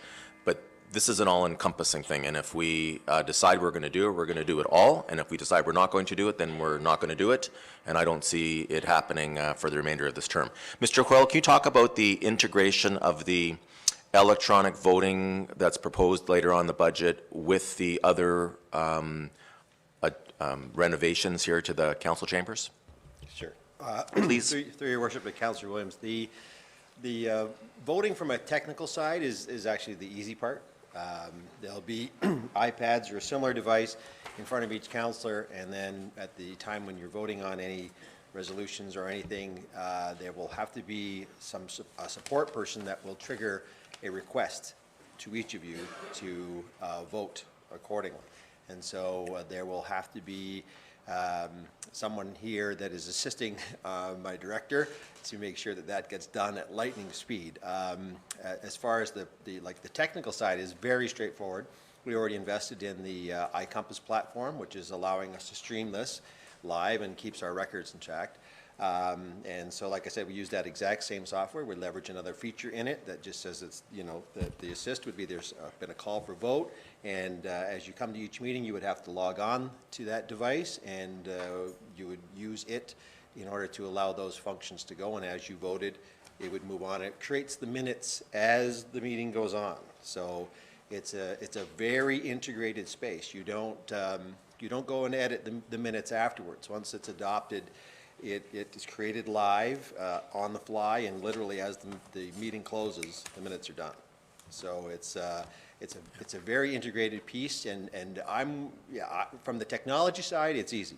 From a process side, your side of this fence, it'll be a change, and but that's for someone else to discuss, because I just make sure it works. Councillor Williams? Thank you. So again, from procedural side on this, does that mean now every vote will be recorded? If this all gets approved, that's the intention, is that we would have, all votes would be recorded votes. So we will have to do an update or a refresh of the procedural bylaw just to allow for that, because currently we have specific things that we've been using mostly for the last 30 years. And so it's time for a refresh of that as well. And I think, and I saw this as a benefit for councils that would be more than, like Prince Edward County where they have 100 versus, our 9. So I didn't see this was going to be a big problem, but I understand if it is recorded, it will help Mr. McDonald. My only question will be sometimes we have amendments to motions that are a little tricky. Is that going to be easy with this system, or is that going to make it a little harder? Because sometimes we'll have an amendment that gets changed. Normally, Mr. McDonald is very good at that, but you're talking about another staff member. How will that work? How will that member be next to Mr. McDonald, kind of thing, or? Again, fortunately for me, it's all occurring on that side of the fence. From a procedural point of view, when you make an amendment, it will have to be typed into the system, and it'll have to be dead on, because that's what you'll be voting on. And so once it is into the system dead on, then you'll be asked for your vote. Because as I said, the minutes are created through the process. So it will record that a council member voted yes to that. So you'll want to read it, make sure it's dead on what your intentions are. I mean, right now we have a bit of luxury with the recording. When we're creating the minutes, somebody can go through and make sure they got every word exactly right. This system isn't tolerant to that, because it wants to capture exactly what council completed on that day. This was what was voted on. This is how they voted. It also creates the minutes and clearly articulates within the minutes, this is how it was voted. Even in, whether there's an abstention or whether someone was away, it records in the minutes exactly who did what all the way through. And that does require some administrative support. Like, it'll have to be a really competent person that can type faster than I can. It will take some adjustments. Yes. But I would suggest, and we've talked about it a lot, I would suggest it takes no more adjustment than we've all had to go through as you go through the first year of a term, understanding rules of procedure and the format and whatnot. We will all adjust to it, and I think at the very beginning we're going to have some some goodwill to make sure that we don't go too fast for people as we try to catch up, and then we'll get used to it. But I'll ask Director McDonald also to add some comments. Yeah, so through the chair to all of council. So if you've ever had an opportunity to either visit or watch Toronto or Ottawa Council, for instance, they're the most televised, and during Mr. Ford, his mayorship in Toronto, you probably saw him on the news from time to time, good and bad. They vote electronically. They've got a movie screen on the wall showing how they vote, and it's color coded. They have to be in their seat when they vote. So if you go, if you get up to speak to another member in Toronto, large stadium-style seating. When the vote is called, you've got very short time to run back to your seat to push the button. It counts down. It's time limited. Amendments in our procedural bylaw now, an amendment or a motion is supposed to be provided in writing to the recording secretary or the clerk. Very few municipalities our size or larger don't have a recording secretary accompanying the clerk. So that person generally types faster than Mark or myself and more accurately. So traditionally, and you're all aware, as you make amendments to motions or put motions on the table on the fly, I do my best to assist you, and then I generally look around the table for any signs of confusion and then attempt to get the chair's approval to read it back to the membership to ensure that there's no confusion and that we've got the right motion being considered by the body before there's a vote called. The system being proposed really, it looks at what's on the agenda. That's what's being considered by the body. Amendments are challenging because they're typed in on the fly by someone that's procedurally is aware. It may be me. It generally is someone who's a recording secretary. There is generally very quick acceptance of the motion, and then again a recorded vote in every instance. It's not a lot different than what you're doing now. The reality is you're being streamed, so people know how you're voting now. So that generally shouldn't be a concern, but this is a truly recorded vote because you're pushing a button. So there's all sorts of considerations. It will require an amendment to the procedural bylaw. There are lots of examples out there. It will deal with things like I pushed the button incorrectly. I was trying to beat the countdown while considering my opinion on a matter, and I pushed the button while I was thinking. So there are provisions for all of those things. So as we proceed, if council chooses to take this path, we'll have lots of discussions about all of those things. So. Our last question then, will the members of the public, as you've identified, so Mr. Coyle, will they still see that result of every vote come on the screen? Is that kind of just like you stated in Ottawa or Toronto? Yeah, the software, it integrates and it'll display the vote, and then as you click through, they will disappear. Again, from a procedural perspective, I mean, I've been with the city a long time, and so I'm used to whoever's in the chair breaking ties. That will be lost, because when you vote, you vote. You don't get to see what everyone else vote. Now, you can have a conversation and say, I'm going to vote this way, I'm going to vote that way, and let each other know how it's going to go. But because you are truly voting what you want to do, then there isn't that where you wait for whoever's in the chair to break ties. So there's minor changes. Nothing that can't be overcome. I just want to make sure council is aware there's going to be a new body that's typing very quickly, that the process at the beginning will be slower, and there will be these anomalies of, oh, I didn't mean to touch that. Well, what's the bylaw say now?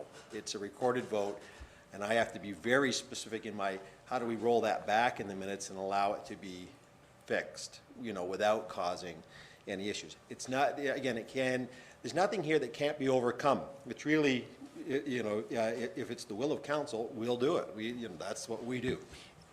And I think the amendment, if that was the case, I'm just looking for, things that would tie us up. The amendment could then come up on the iPad before we're voting on that amendment. It would be typed in, we see that, right? So Absolutely. it would be visual. It's not just I think after a few times through, it'll become, at the very beginning, it will be an experience. Will probably take a little longer. I remember talking to Councillor Carr about this last term when we had talked about, I initially brought up the idea of having a recorded vote.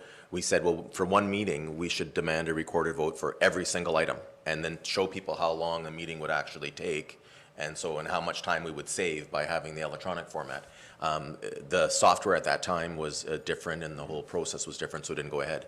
But I think it'll take a little bit just to get going through it, and but we've already overcome that learning curve on different things, and I'm fully confident we'll be there. Now, every vote that we have, the public will be able to hold us accountable for, they'll be able to find out for it. It'll be visible on those who are in the audience, but also those who are watching. And, you know, again, this is a big change that's been coming a long time. We haven't talked about these changes since City Hall was renovated in 1988. So, Okay, well, thank you. I definitely support it. I think it's time. I know we've seen it in the first year you want to do that, but I think it's time to upgrade the things we need to do, and I look forward to that system. I do support recorded votes for every motion. I think it's important. Proceed. Thank you. Councillor Kelly. Through you, Mr. Chair, just some thoughts on this. I guess when I found out it was 30 years, there hasn't been any, you know, facelift or a new look to the chambers here on the 4th floor. I was a little surprised by that. And I did speak to Mr. Coyle about technology, and that is a big part of it. Anybody really born after 2000, even as late as 1995, really aren't focused on television. They don't watch TV like maybe our generation does. So I think down the road we have to be stronger with our social media platforms, and I think, Mr. Coyle, you might agree to that.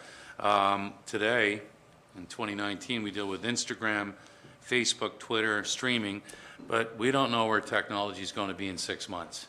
And we have to have the capabilities of that upgrade. And last night, when we were here watching the presentations for the future downtown, I kind of felt for some of them with the presentation because it was working and it wasn't working. And Mr. Coyle, if I can ask you, is that due to some of the technology that we have, that those who were trying to present last night, could that have played into some of that? Certainly, it does play into it. So what happens is the people presenting to you are on the front edge of technology. So they are using some of the latest technologies. They're using extremely high graphic visual presentations. And so they can change a great deal in 24 months. So a laptop here that's 3 or 4 years old doesn't have the horsepower to present it in its full luster. The other issues we have is just physically, the screens here are 16:9 that you're looking at. That old thing is a 4:3. So we can't possibly have both of them display at the same time. We have to decide to shrink one or make another one longer, or replace the screens and the projectors. And if you're going to do that, well, you should, as we've discussed, let's change the room so it's all consistent, et cetera. I mean, there has been a 30-year evolution, but certainly this will give us a refresh, and the events of the other evening give me pause to think, you know, we may have to then adapt, at least for presentation software or hardware, et cetera, that, you know what, it gets replaced every 2 years. It gets refreshed because the quality of the presentations coming back here are very high. They know it's going out on streaming. And I can tell you, you are watched much more often on demand than you are live. The number of live viewers we have right now isn't that high. The number that will go back and watch goes up and up and up, especially depending on what happens on that side of the fence. So it's been quite interesting to see, you know, the number of views going up, the number of the use going up, and again, as this evolves, as we go to the voting, the other interesting thing is the agenda ties directly to the video. So in future councils, when you come through the issue, you'll click on that issue and the video will start there. You won't have to search through it. You won't have any of the dead spots. It links constantly. So the integration level is extraordinary, and that's why we need the human resources to make sure that we're recording it all. But it is a significant improvement, and it's time. I mean, we're just growing up very quickly right now, and I think we have to adjust to meet that. And just a couple more comments, Mr. Mayor. Yeah, technology's not cheap, and to be in the game, we have to be on an equal level. And another point I wanted to make, 2 other points. Last night at the presentation, one of the gentlemen that from the public that came up to me after, he was about 6'4", and I said, "Did you find it long standing all night?" And he said yes. He was here for almost a 2-hour presentation. And he's okay with me saying that he's over 300 pounds. He's a big guy. He cannot fit in those chairs. And I tried to sit in one of those chairs at lunch hour. I got in, but it's snug, and I'm not 300 pounds. And the other thing I wanted to say, another group of seniors that were here last night, interested in the downtown presentation, they're on the 3rd row at the back, and they could hardly read this screen. And the lady said to me, you know, at my house, I can be almost as far away from my TV, but with HD technology and all that, they don't miss anything, right? But when they're sitting 3 rows back, it's tough to understand or even read some of the font. So I'm a big believer in we have to raise the level of technology here at City Hall. Well, and that is, I mean, it's nice to hear that people are aware of the evolution. If you think about something common that you may have, like an iPhone. If it's an iPhone 6 and you download an app that's designed for an iPhone 10, it's not going to run. So when Exactly. you take a high-resolution video and you try to pipe it through an 8-year-old projector, it doesn't go well. So it has to take it down to what it can, and then it guesses, literally guesses, at the best way to display it. So unfortunately, it's, you know, because of this evolution, which has happened over 30 years, we're now at that front edge, and we do have to have the technology to allow us to present those things properly. And you know, having the screens come, I mean, there are, like, the design in this room from an audio-visual is awful. I mean, the sun will come in there and make that screen disappear. It's just the nature of the game. Yeah. I've seen in the changes to this room that it's two-sided television screens, which we can have high resolution, and the glare is much less. There's also some nice things, like from an accessibility point of view here, where everything here is fixed, that some of the desks that are going in can move out to allow people to get in properly. There are some mics that can be moved, and there's other functional things when, you know, with a movable mic, when there's a presentation here, some adjustments to camera. So when you're making presentations, you actually may have a mic that we can catch the sound on. Because I know back there, while I'm watching, you're making a presentation, the sound's gone. So I'm catching you on ambient noise. And sometimes I'll instruct the individual here to turn that mic to try to get you up. So we do have our own little television station here, effectively, and that's what we have to adjust to accommodate. Thank you. Final thing I want to say, if this is voted on and passed, I would hope that it gets brighter in here. I find it very dark and hard to read my notes. Okay. So I'd like more lighting in Duly here. noted. How about if we get you one of those minor? Okay, yeah. Thank you very much. Councillor Carr. Councillor Kelly's looking for a spotlight, I guess. Yes. Just briefly, I appreciate the technology. I think it's fantastic and certainly needs to be embraced. I think the other side of it too is the $225,000 we're looking at is through Lexicon funds, not taxes. The other side of it too, that, you know, a lot of folks will say, well, you're just sprucing up your own work area. You know, for the elected officials around this table, we're here temporarily, and this is a temporary privilege. And at the end of the day, this space here belongs to the community. And given the fact that the decisions of this community and leadership here as to we set the course for the city for the time we're here, this is their place. And so it needs to have that branding, it needs to have that look, that community pride, and it needs to start in this chambers and in the public gallery, and then move on out into the community from there. So I'm really excited to see the modernization and certainly the refresh. Thank you. Anyone else? Councillor Millette. Thank you, Your Worship. Again, I'm going to support this wholeheartedly. Last year, in my youthful ignorance, I kiboshed the chairs. I resent that. I regret that wholeheartedly, and I apologize to anyone who has to spend any more than a half an hour in it. Yes.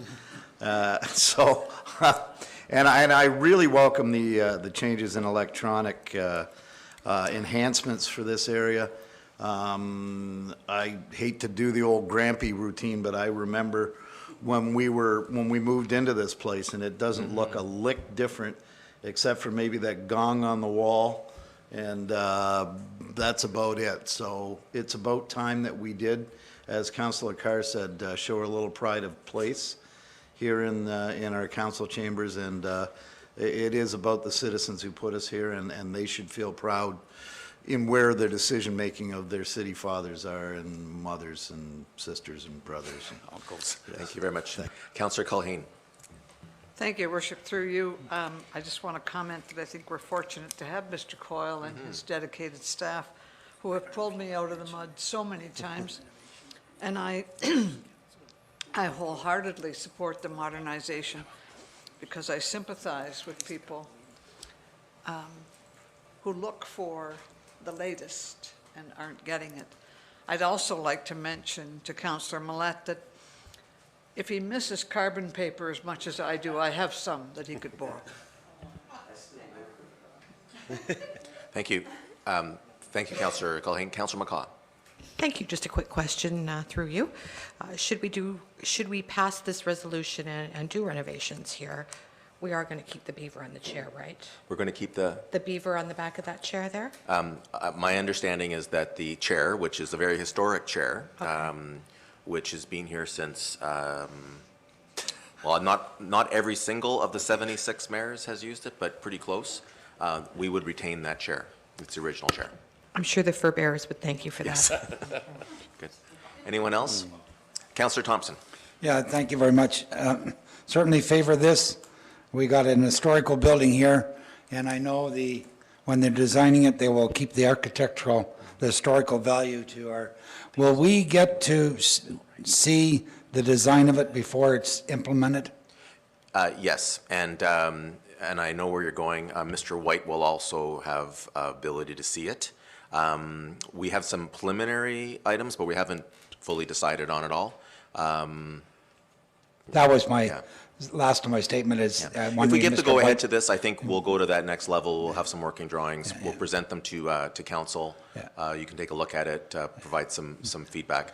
The challenge we had was deciding whether we're going to do this or not. If we don't, well then we don't. No. And if we do, then we'll do I think definitely by the sound of it, it's certainly going to happen. And and just again, it would be nice to see Mr. White someplace in the background because he certainly made this area what it is today, and it'd be nice to keep it with new modernization. So thank you. Okay. Anyone else?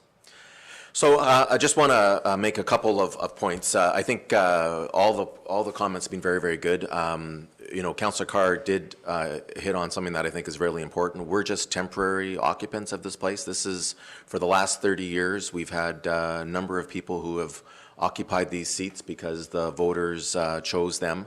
And this will continue to be the people's place. And that's why we also have to consider making an investment. You know, the gallery, it makes us, I know it makes us all feel good when we have people come out to observe the business of council. Last night, we had a full house because of the interest in the projects, but we need to be doing better. And the new screens to allow people to see the better seating area, not just for here, but also downstairs. Having better workspaces for staff, but also with the ability to lower and raise those tables, which you know, qualify for the accessibility requirements we have. Those are all important.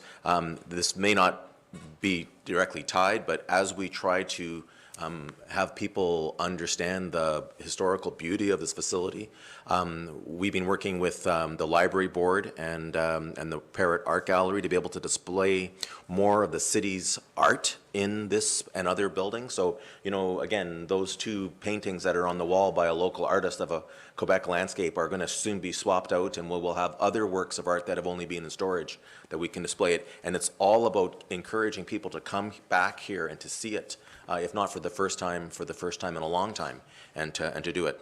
Now, the renovations, when they occur, will be an adjustment because we will probably have to relocate for a few meetings, maybe a couple, maybe more, depending on the time and the schedule and when it's done. But at the end of that day, we will have a platform that the people of our community will be able to know what their city council is doing in a much more user-friendly way, and that's important. The last item I want to talk about, and I think it is important, is this is a lexicon funding. And sure, funding is funding, but we're not raising taxes this year in order to pay for this facility. A lexicon funding that we will be able to use on a one-time basis, we can reallocate next year towards some of the other important things. We have hospital foundation contributions that are expiring, and we will be having a look at new commitments. And this will allow us to deal with this, pay for it, and then move on and be able to do those other things. So with that, I will call for the vote. All in favor? It's carried. Thank you. The next item is 1.40, Thurlow Ball Diamond Surface Replacement for $75,000. Councillor Sandison, seconded by Councillor Carr. Councillor Sandison. Thank you, Your Worship. So very pleased to see this item on the budget for next year. We're going to replace all of the, or upgrade all of the diamonds to clay. Councillor Millet and myself met with a representative of the baseball organizations in town, and his name escapes me at the minute. But he brought to attention basically two areas that he wanted us to consider for upgrade. One was Thurlow, and I told him that was anticipated to come forward. The other one was the diamond at Parkdale, so next to the Field of Ability. So we've got a world-class facility there that's about to open in the spring, and I just wondered if there were any plans in the immediate future to address the ball diamond there. Mr. Reed? There is no immediate infrastructure upgrades planned for there at this point, other than our regular maintenance and ongoing. Did you meet with, was it Jared? Yes. Okay. So is that something that we can ask for a staff report through this meeting, or is it outside of this meeting? You know, can I make a suggestion?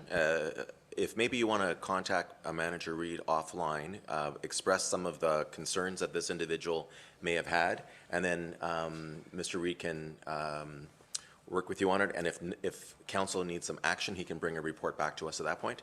Certainly, you can make a motion and have it done, but I think it's, from what it sounds like, there may just be some, I don't want to say landscaping, but there may be some work that can be done in the meantime, and then we can look at what the first year of the Field of Ability will mean to the whole facility. We're not really sure how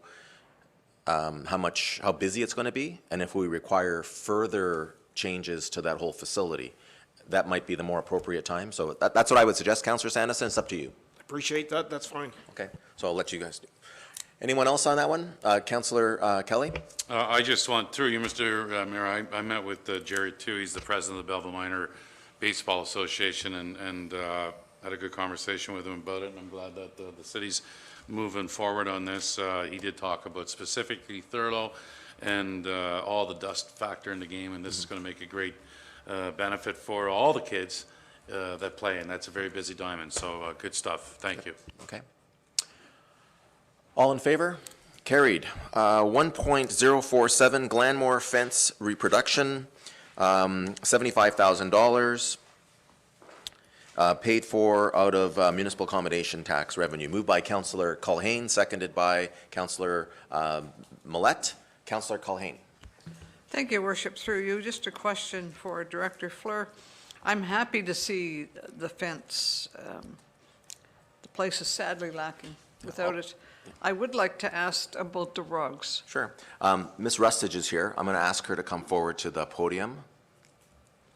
She can, I had a conversation with her about this yesterday as well. Good afternoon. Did you hear the question from Councillor Culhane? I'd like to hear it again. I'm just wondering, Ms. Rustage, will the necessary rug replacements, will they make it onto the budget next year? They're not here this year. Oh, yes, certainly next year. So, and in addition, we're going to investigate the opportunity to seek funding for the carpet. The last carpet replacement, restoration, was funded through the Parrott Foundation. And so we will, you know, the treasurer and I had spoken about the fact that we're going to be doing more concerted effort to seek these outside funding sources going forward. We don't know if we will or not, but we'll go through it. And if there is a change in terms of anything urgent, I've encouraged Ms. Rustage to bring it back to us, and we can always consider something along pre-budget approval for that. Super. Thank you. Thank you very much. Okay. Anyone else? Councillor Williams? Thank you, and I'll just note my comments again. I know I had them before, but just, I know we could have, and this is a tourist attraction, but we could have carpet and fencing, and we could do capital and spend all of that $400,000 a year. That's easy to do. I would just like to stress again, and I'm not going to do an amendment on this one. I'm going to let this go, but in the future, that we make sure that dollar goes to strategic planning so that we're building ECDAV and tourism in the city against that plan. But I'll support this year for this one. Thank you. Noted. Anyone else? All in favor? It's carried. Thank you very much. Thank you for coming. Item number 1.050, and I think it was Councillor Kelly. It's for the bus stop upgrades for AODA compliance for $300,000. Moved by Councillor Kelly, seconded by Councillor McCaw. Councillor Kelly. Thank you. Through you, Mr. Mayor, I just wanted to say I'm on the accessibility committee here with the city, and I just wanted to I mentioned that eventually by 2021, all bus stops in the city will be accessible, and that's good to hear. And that's customer service. At the accessibility meetings, we hear that things are good in the city, but could always be better.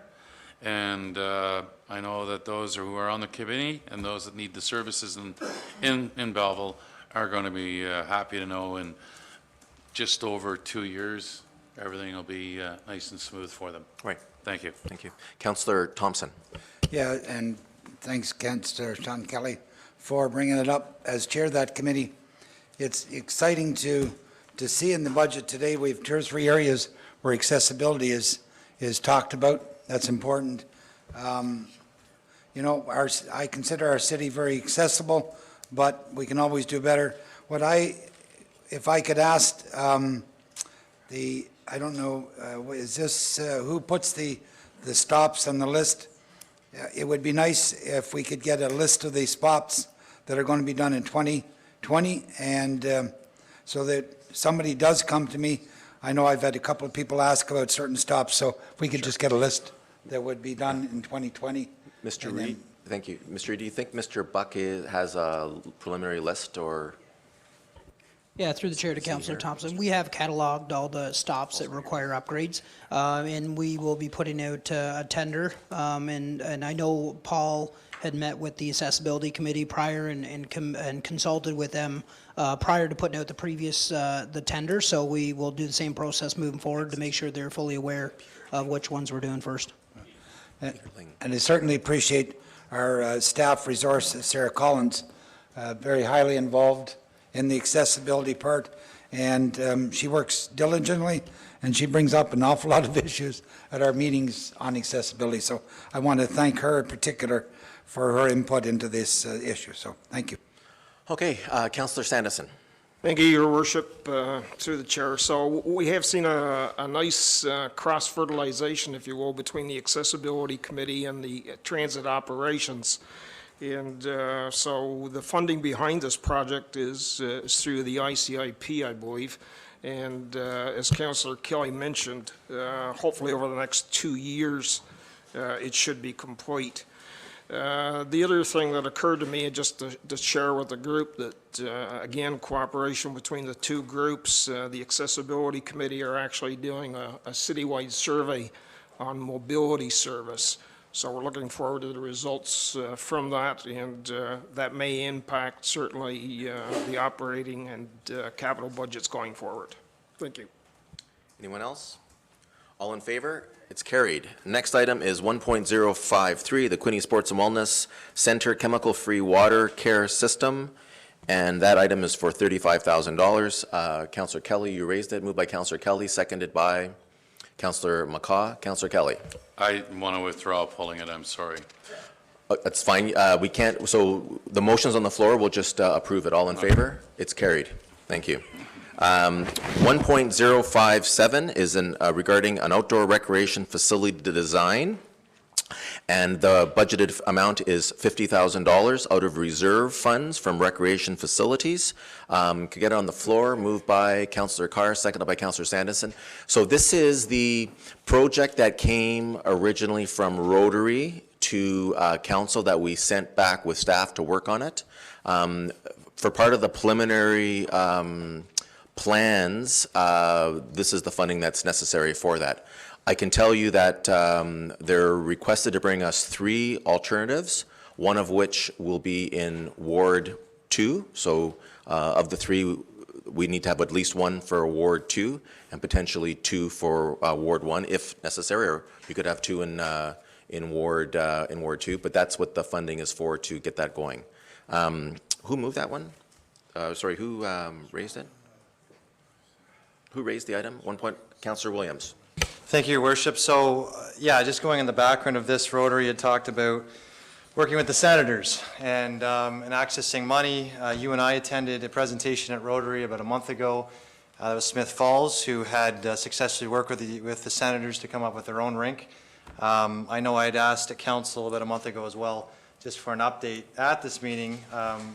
So what I'm understanding is that this is to work on getting proposals. So a couple questions, maybe perhaps to CAO Bove. One would be, when we get these proposals, does that come with a presentation from the Rotary Club? And does that include the Belleville or the Ottawa Senators organization with that?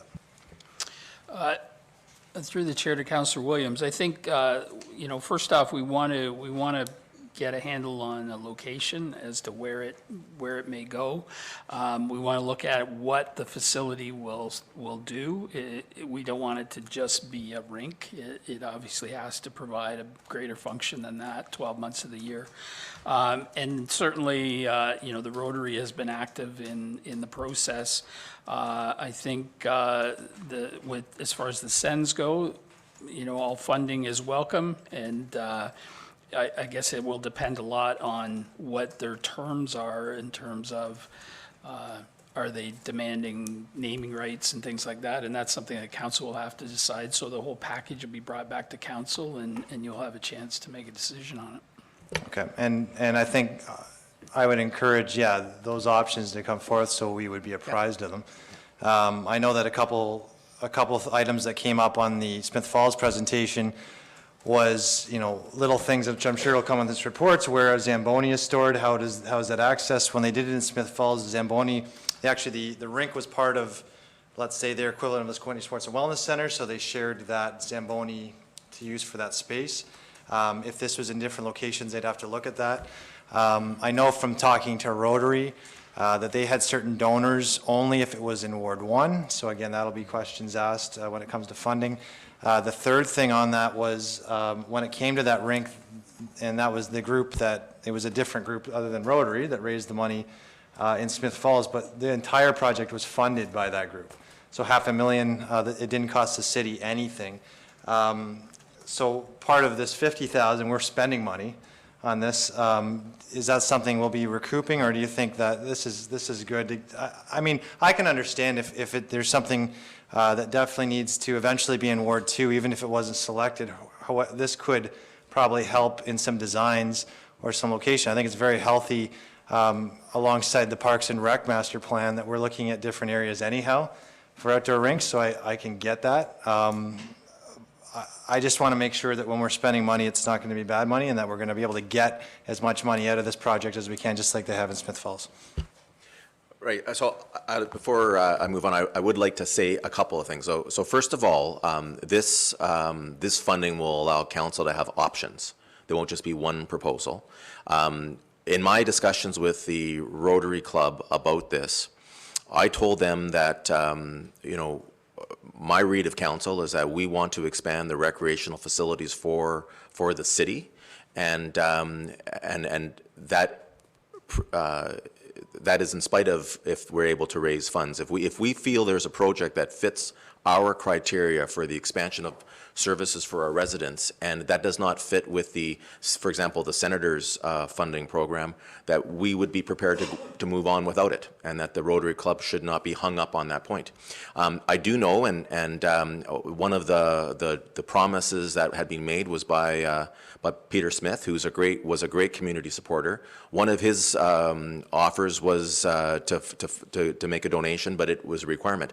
I don't know where that stands anymore. I'm not sure if the family or the business will continue that. Unfortunately, Mr. Smith passed away suddenly. So, the whole point here is I didn't want to have to do a whole bunch of work, come back to council for something that wasn't supportable because of different aspects. So, and at the same time, this will not be the first of one only project. I see us having an expansion of services in all parts of the city, not just one part. So this $50,000 will give us 3 options.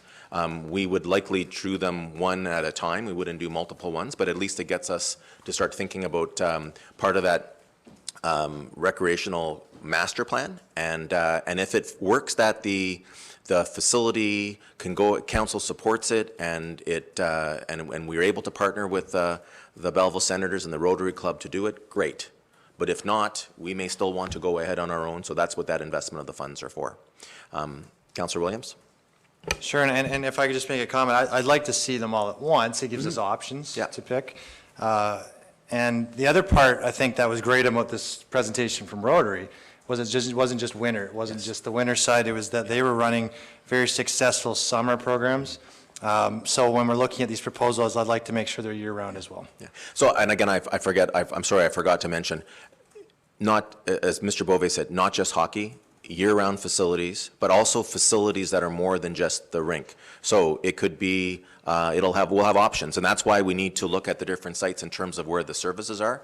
We could include splash pads, we could include a playground structure, we could include a covered area like we have at the Tom Gavey Pavilion at the Zwick's West.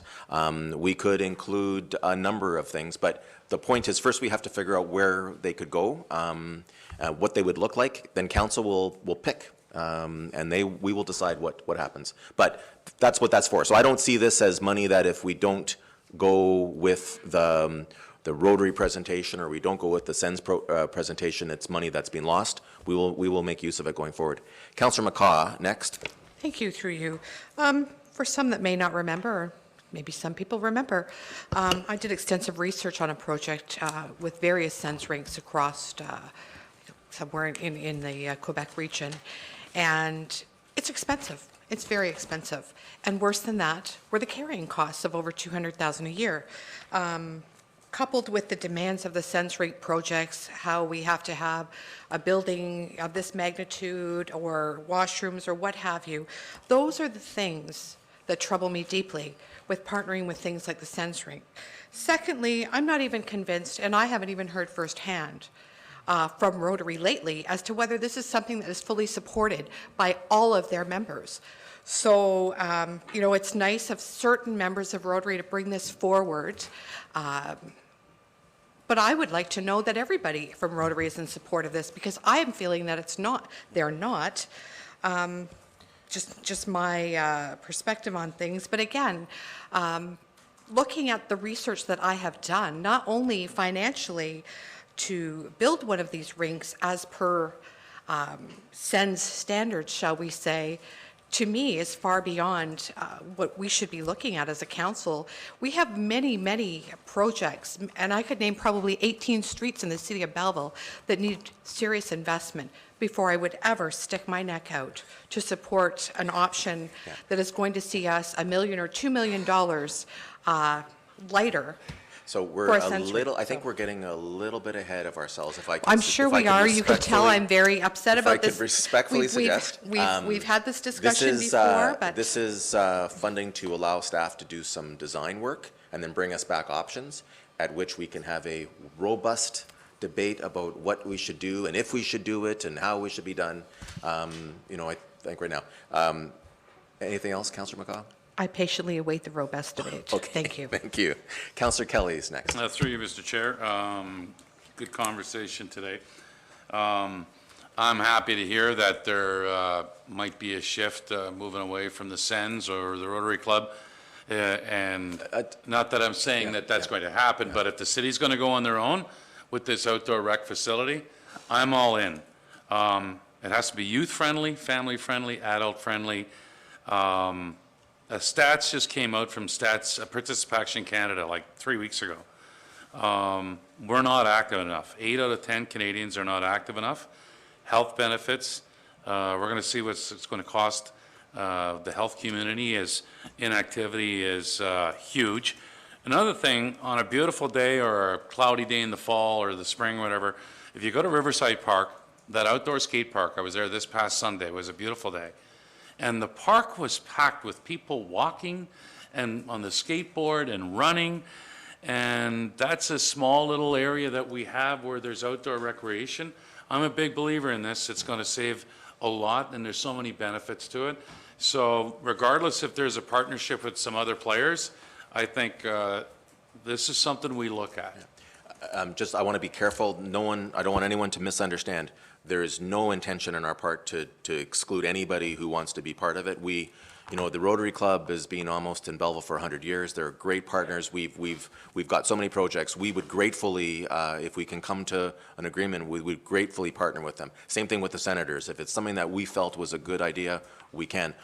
The only point I was saying was that we are committed to expanding the outdoor recreation facilities in Belleville as a council. That's my impression, and that we will do it regardless if we have to do it on ourselves without partners. So I don't want anyone to have it get back to the Rotary Club that we're not, potentially Mitch is saying he's not interested in having their help. I'm not saying that at all, please. So, Councillor Thompson, you're next. Just, I like the idea that we're going to do some designs on outdoor facilities.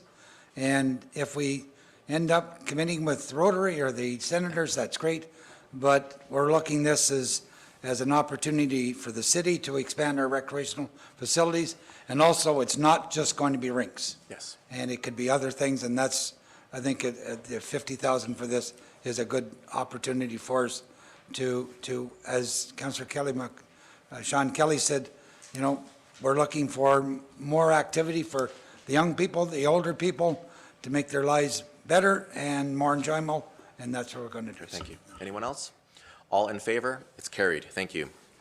And I just ask, please don't report that I said that we don't care about our partners, because that's not the case. 1.061, a council electronic voting system, $20,000. Councillor Williams, moved, seconded by Councillor Carr. Councillor Williams, you're okay, good. So anybody, all in favor? Carried. 1.064, water main relining for $1.1 million. Councillor Millette, seconded by Councillor Sandison. Councillor Millette, you raised the item, I think? Yes, I did, and I just want to say, I'm going to preface my questions, I guess to Mr. Reid, with the fact that this is a long time coming for the residents of an area known colloquially as Tin Town. During the last election campaign, I heard loud and long from residents of 2nd through to 6th Street and Smith Crescent about their water woes in that area. It's no secret that this sort of often forgotten corner of the city has been struggling for years with substandard water. And just for the record, 2nd to 6th Street had 100-millimeter diameter cast iron pipes installed in 1949. These are largely wartime homes as they were known. The latest upgrade in any servicing down there for drinking water was a cast iron pipe installed a year after I was born in 1957. So the project, I'm pretty ancient.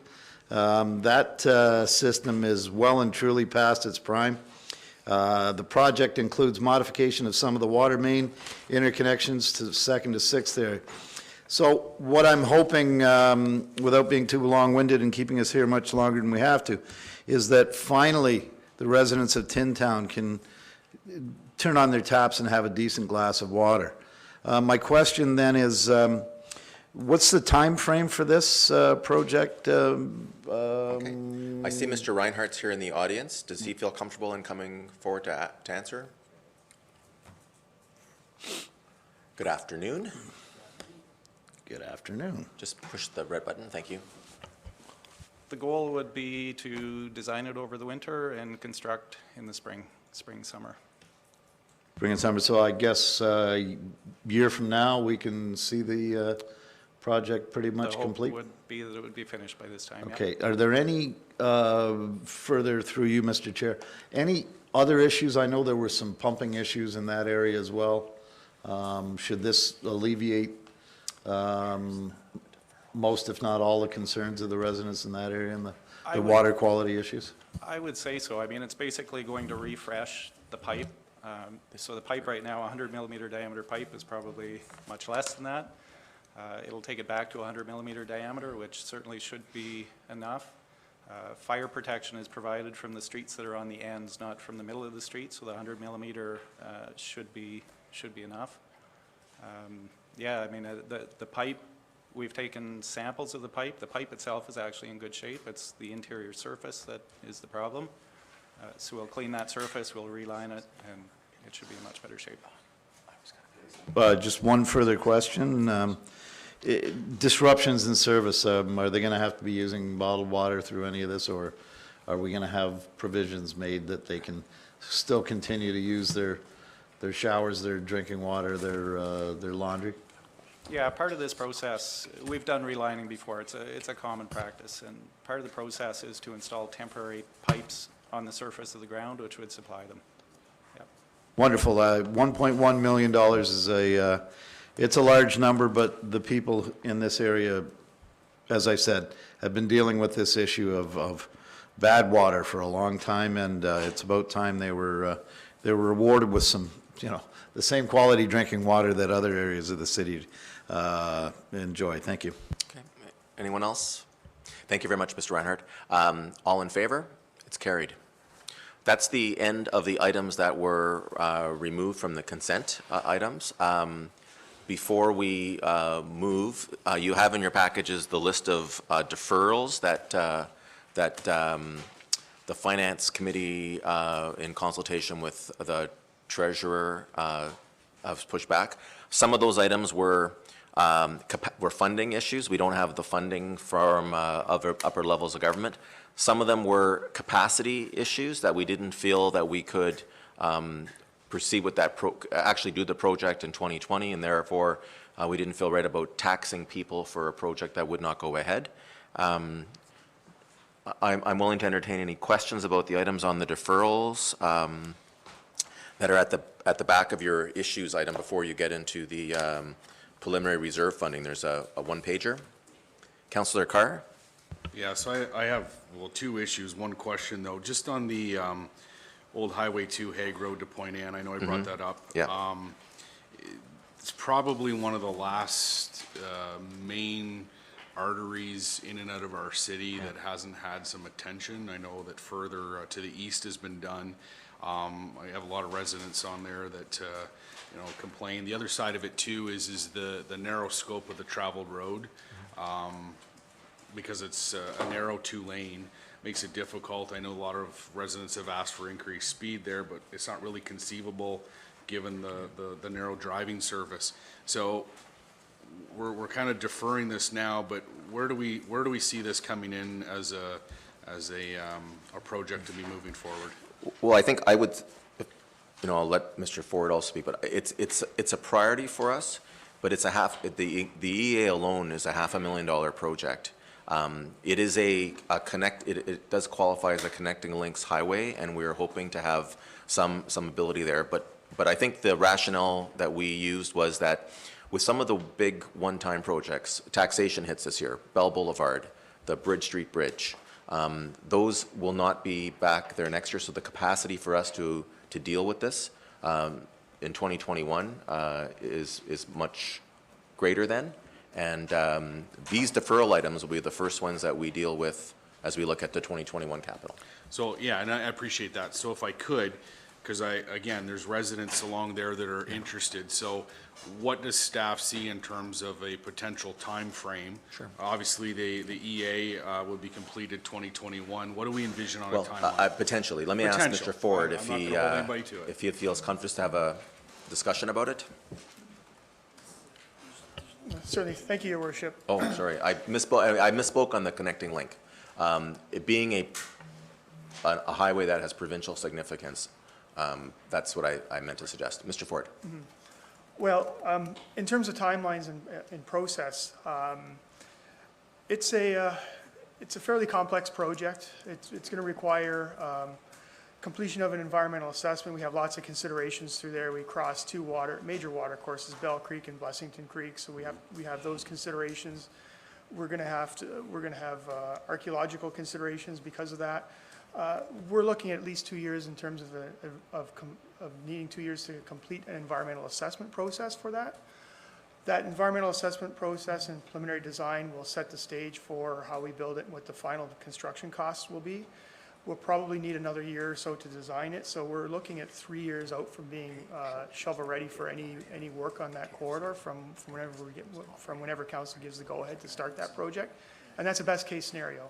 We could come across something when we're doing our EA process that slows us down, that we have to deal with and kind of slows the project down. But that, in the best of circumstances, we're probably 3 years out from council giving the green light to actually starting any construction on that corridor.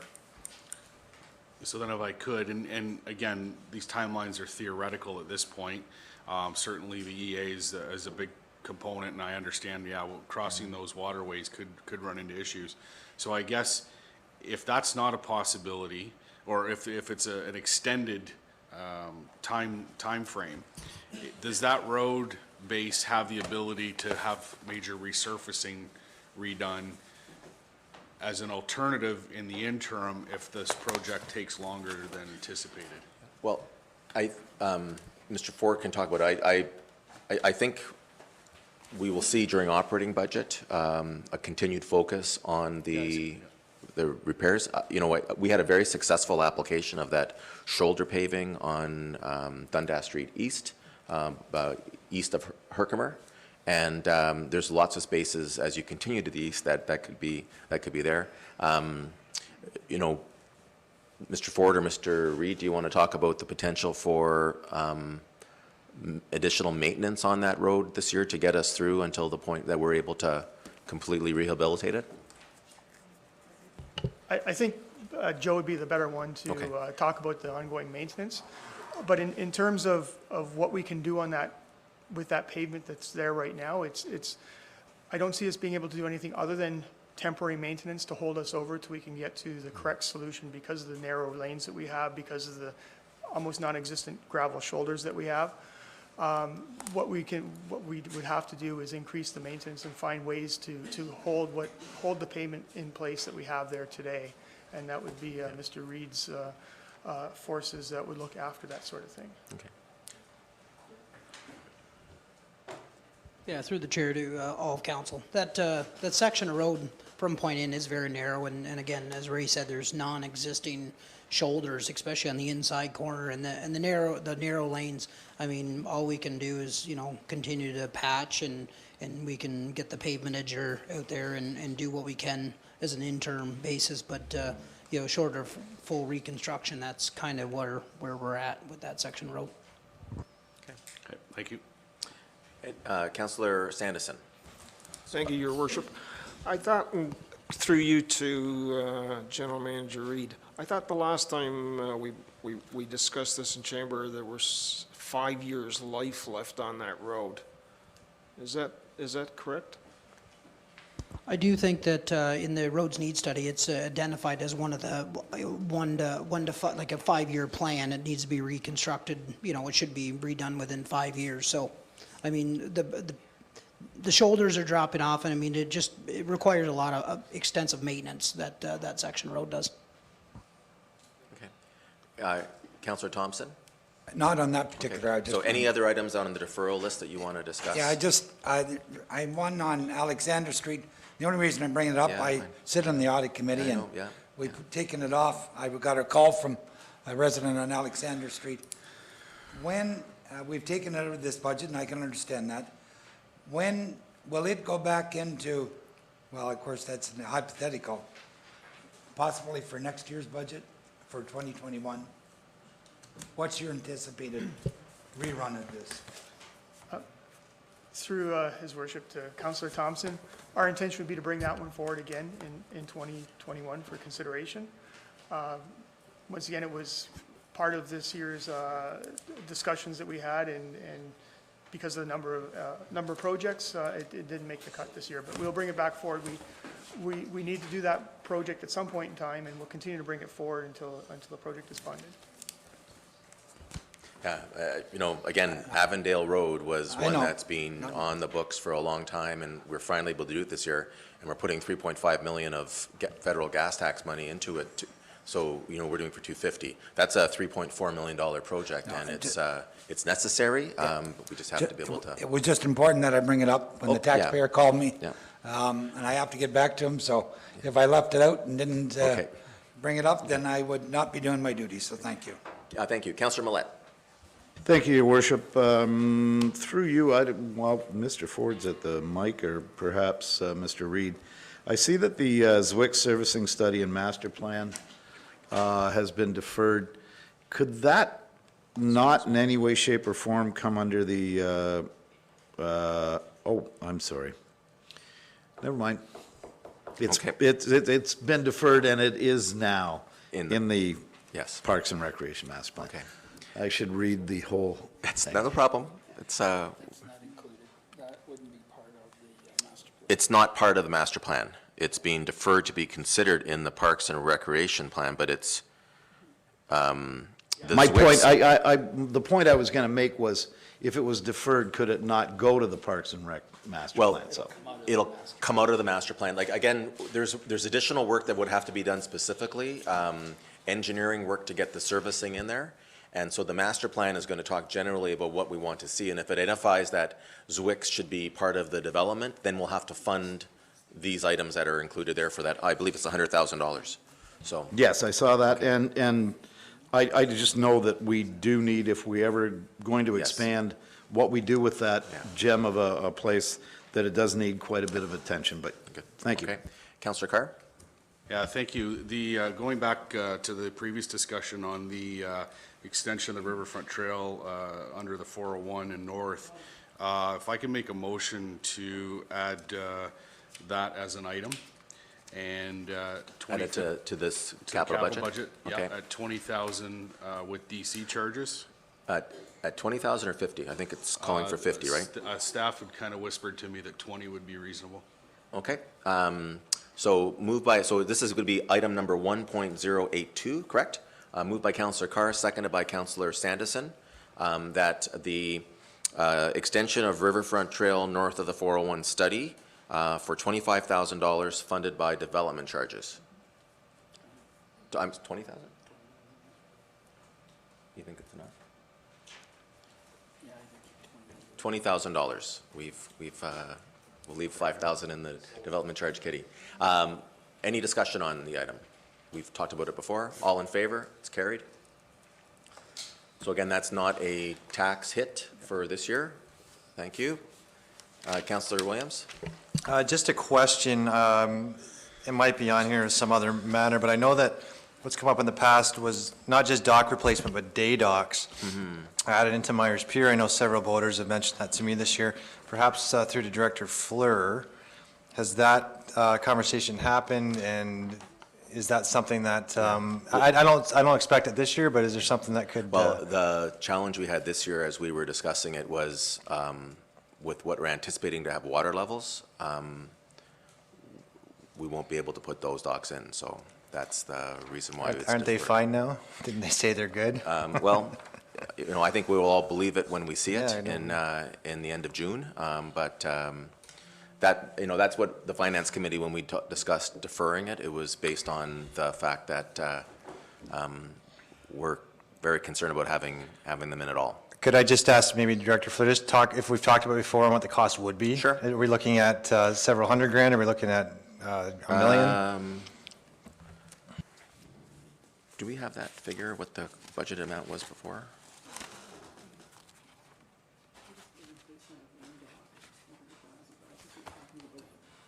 I believe you're talking about new docks, is that correct? Okay, yeah. Sure, Director Fleur. Peter Ling is just at the back. He'll give you some numbers.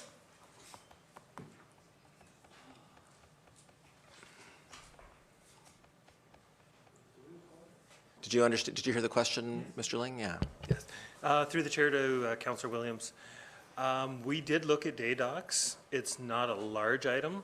The challenge is still with the alignment of the current docks, and that's why over the last few years we've asked for replacements, because we were moving the docks. That way a day dock could be positioned that wouldn't interfere with the people that are seasonal dockage. So the transits are coming in just for a quick meal and gone.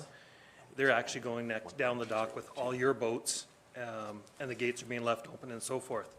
So the plan was, if we got the new docks and realigned them as the original plan intended, we could put day docks down and accommodate those people. it's just not, we're not there yet.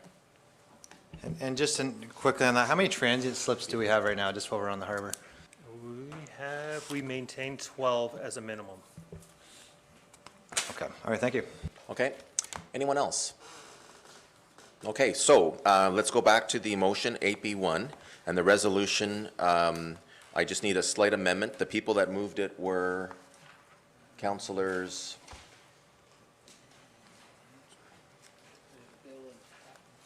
Sanderson and Councillor Culhane.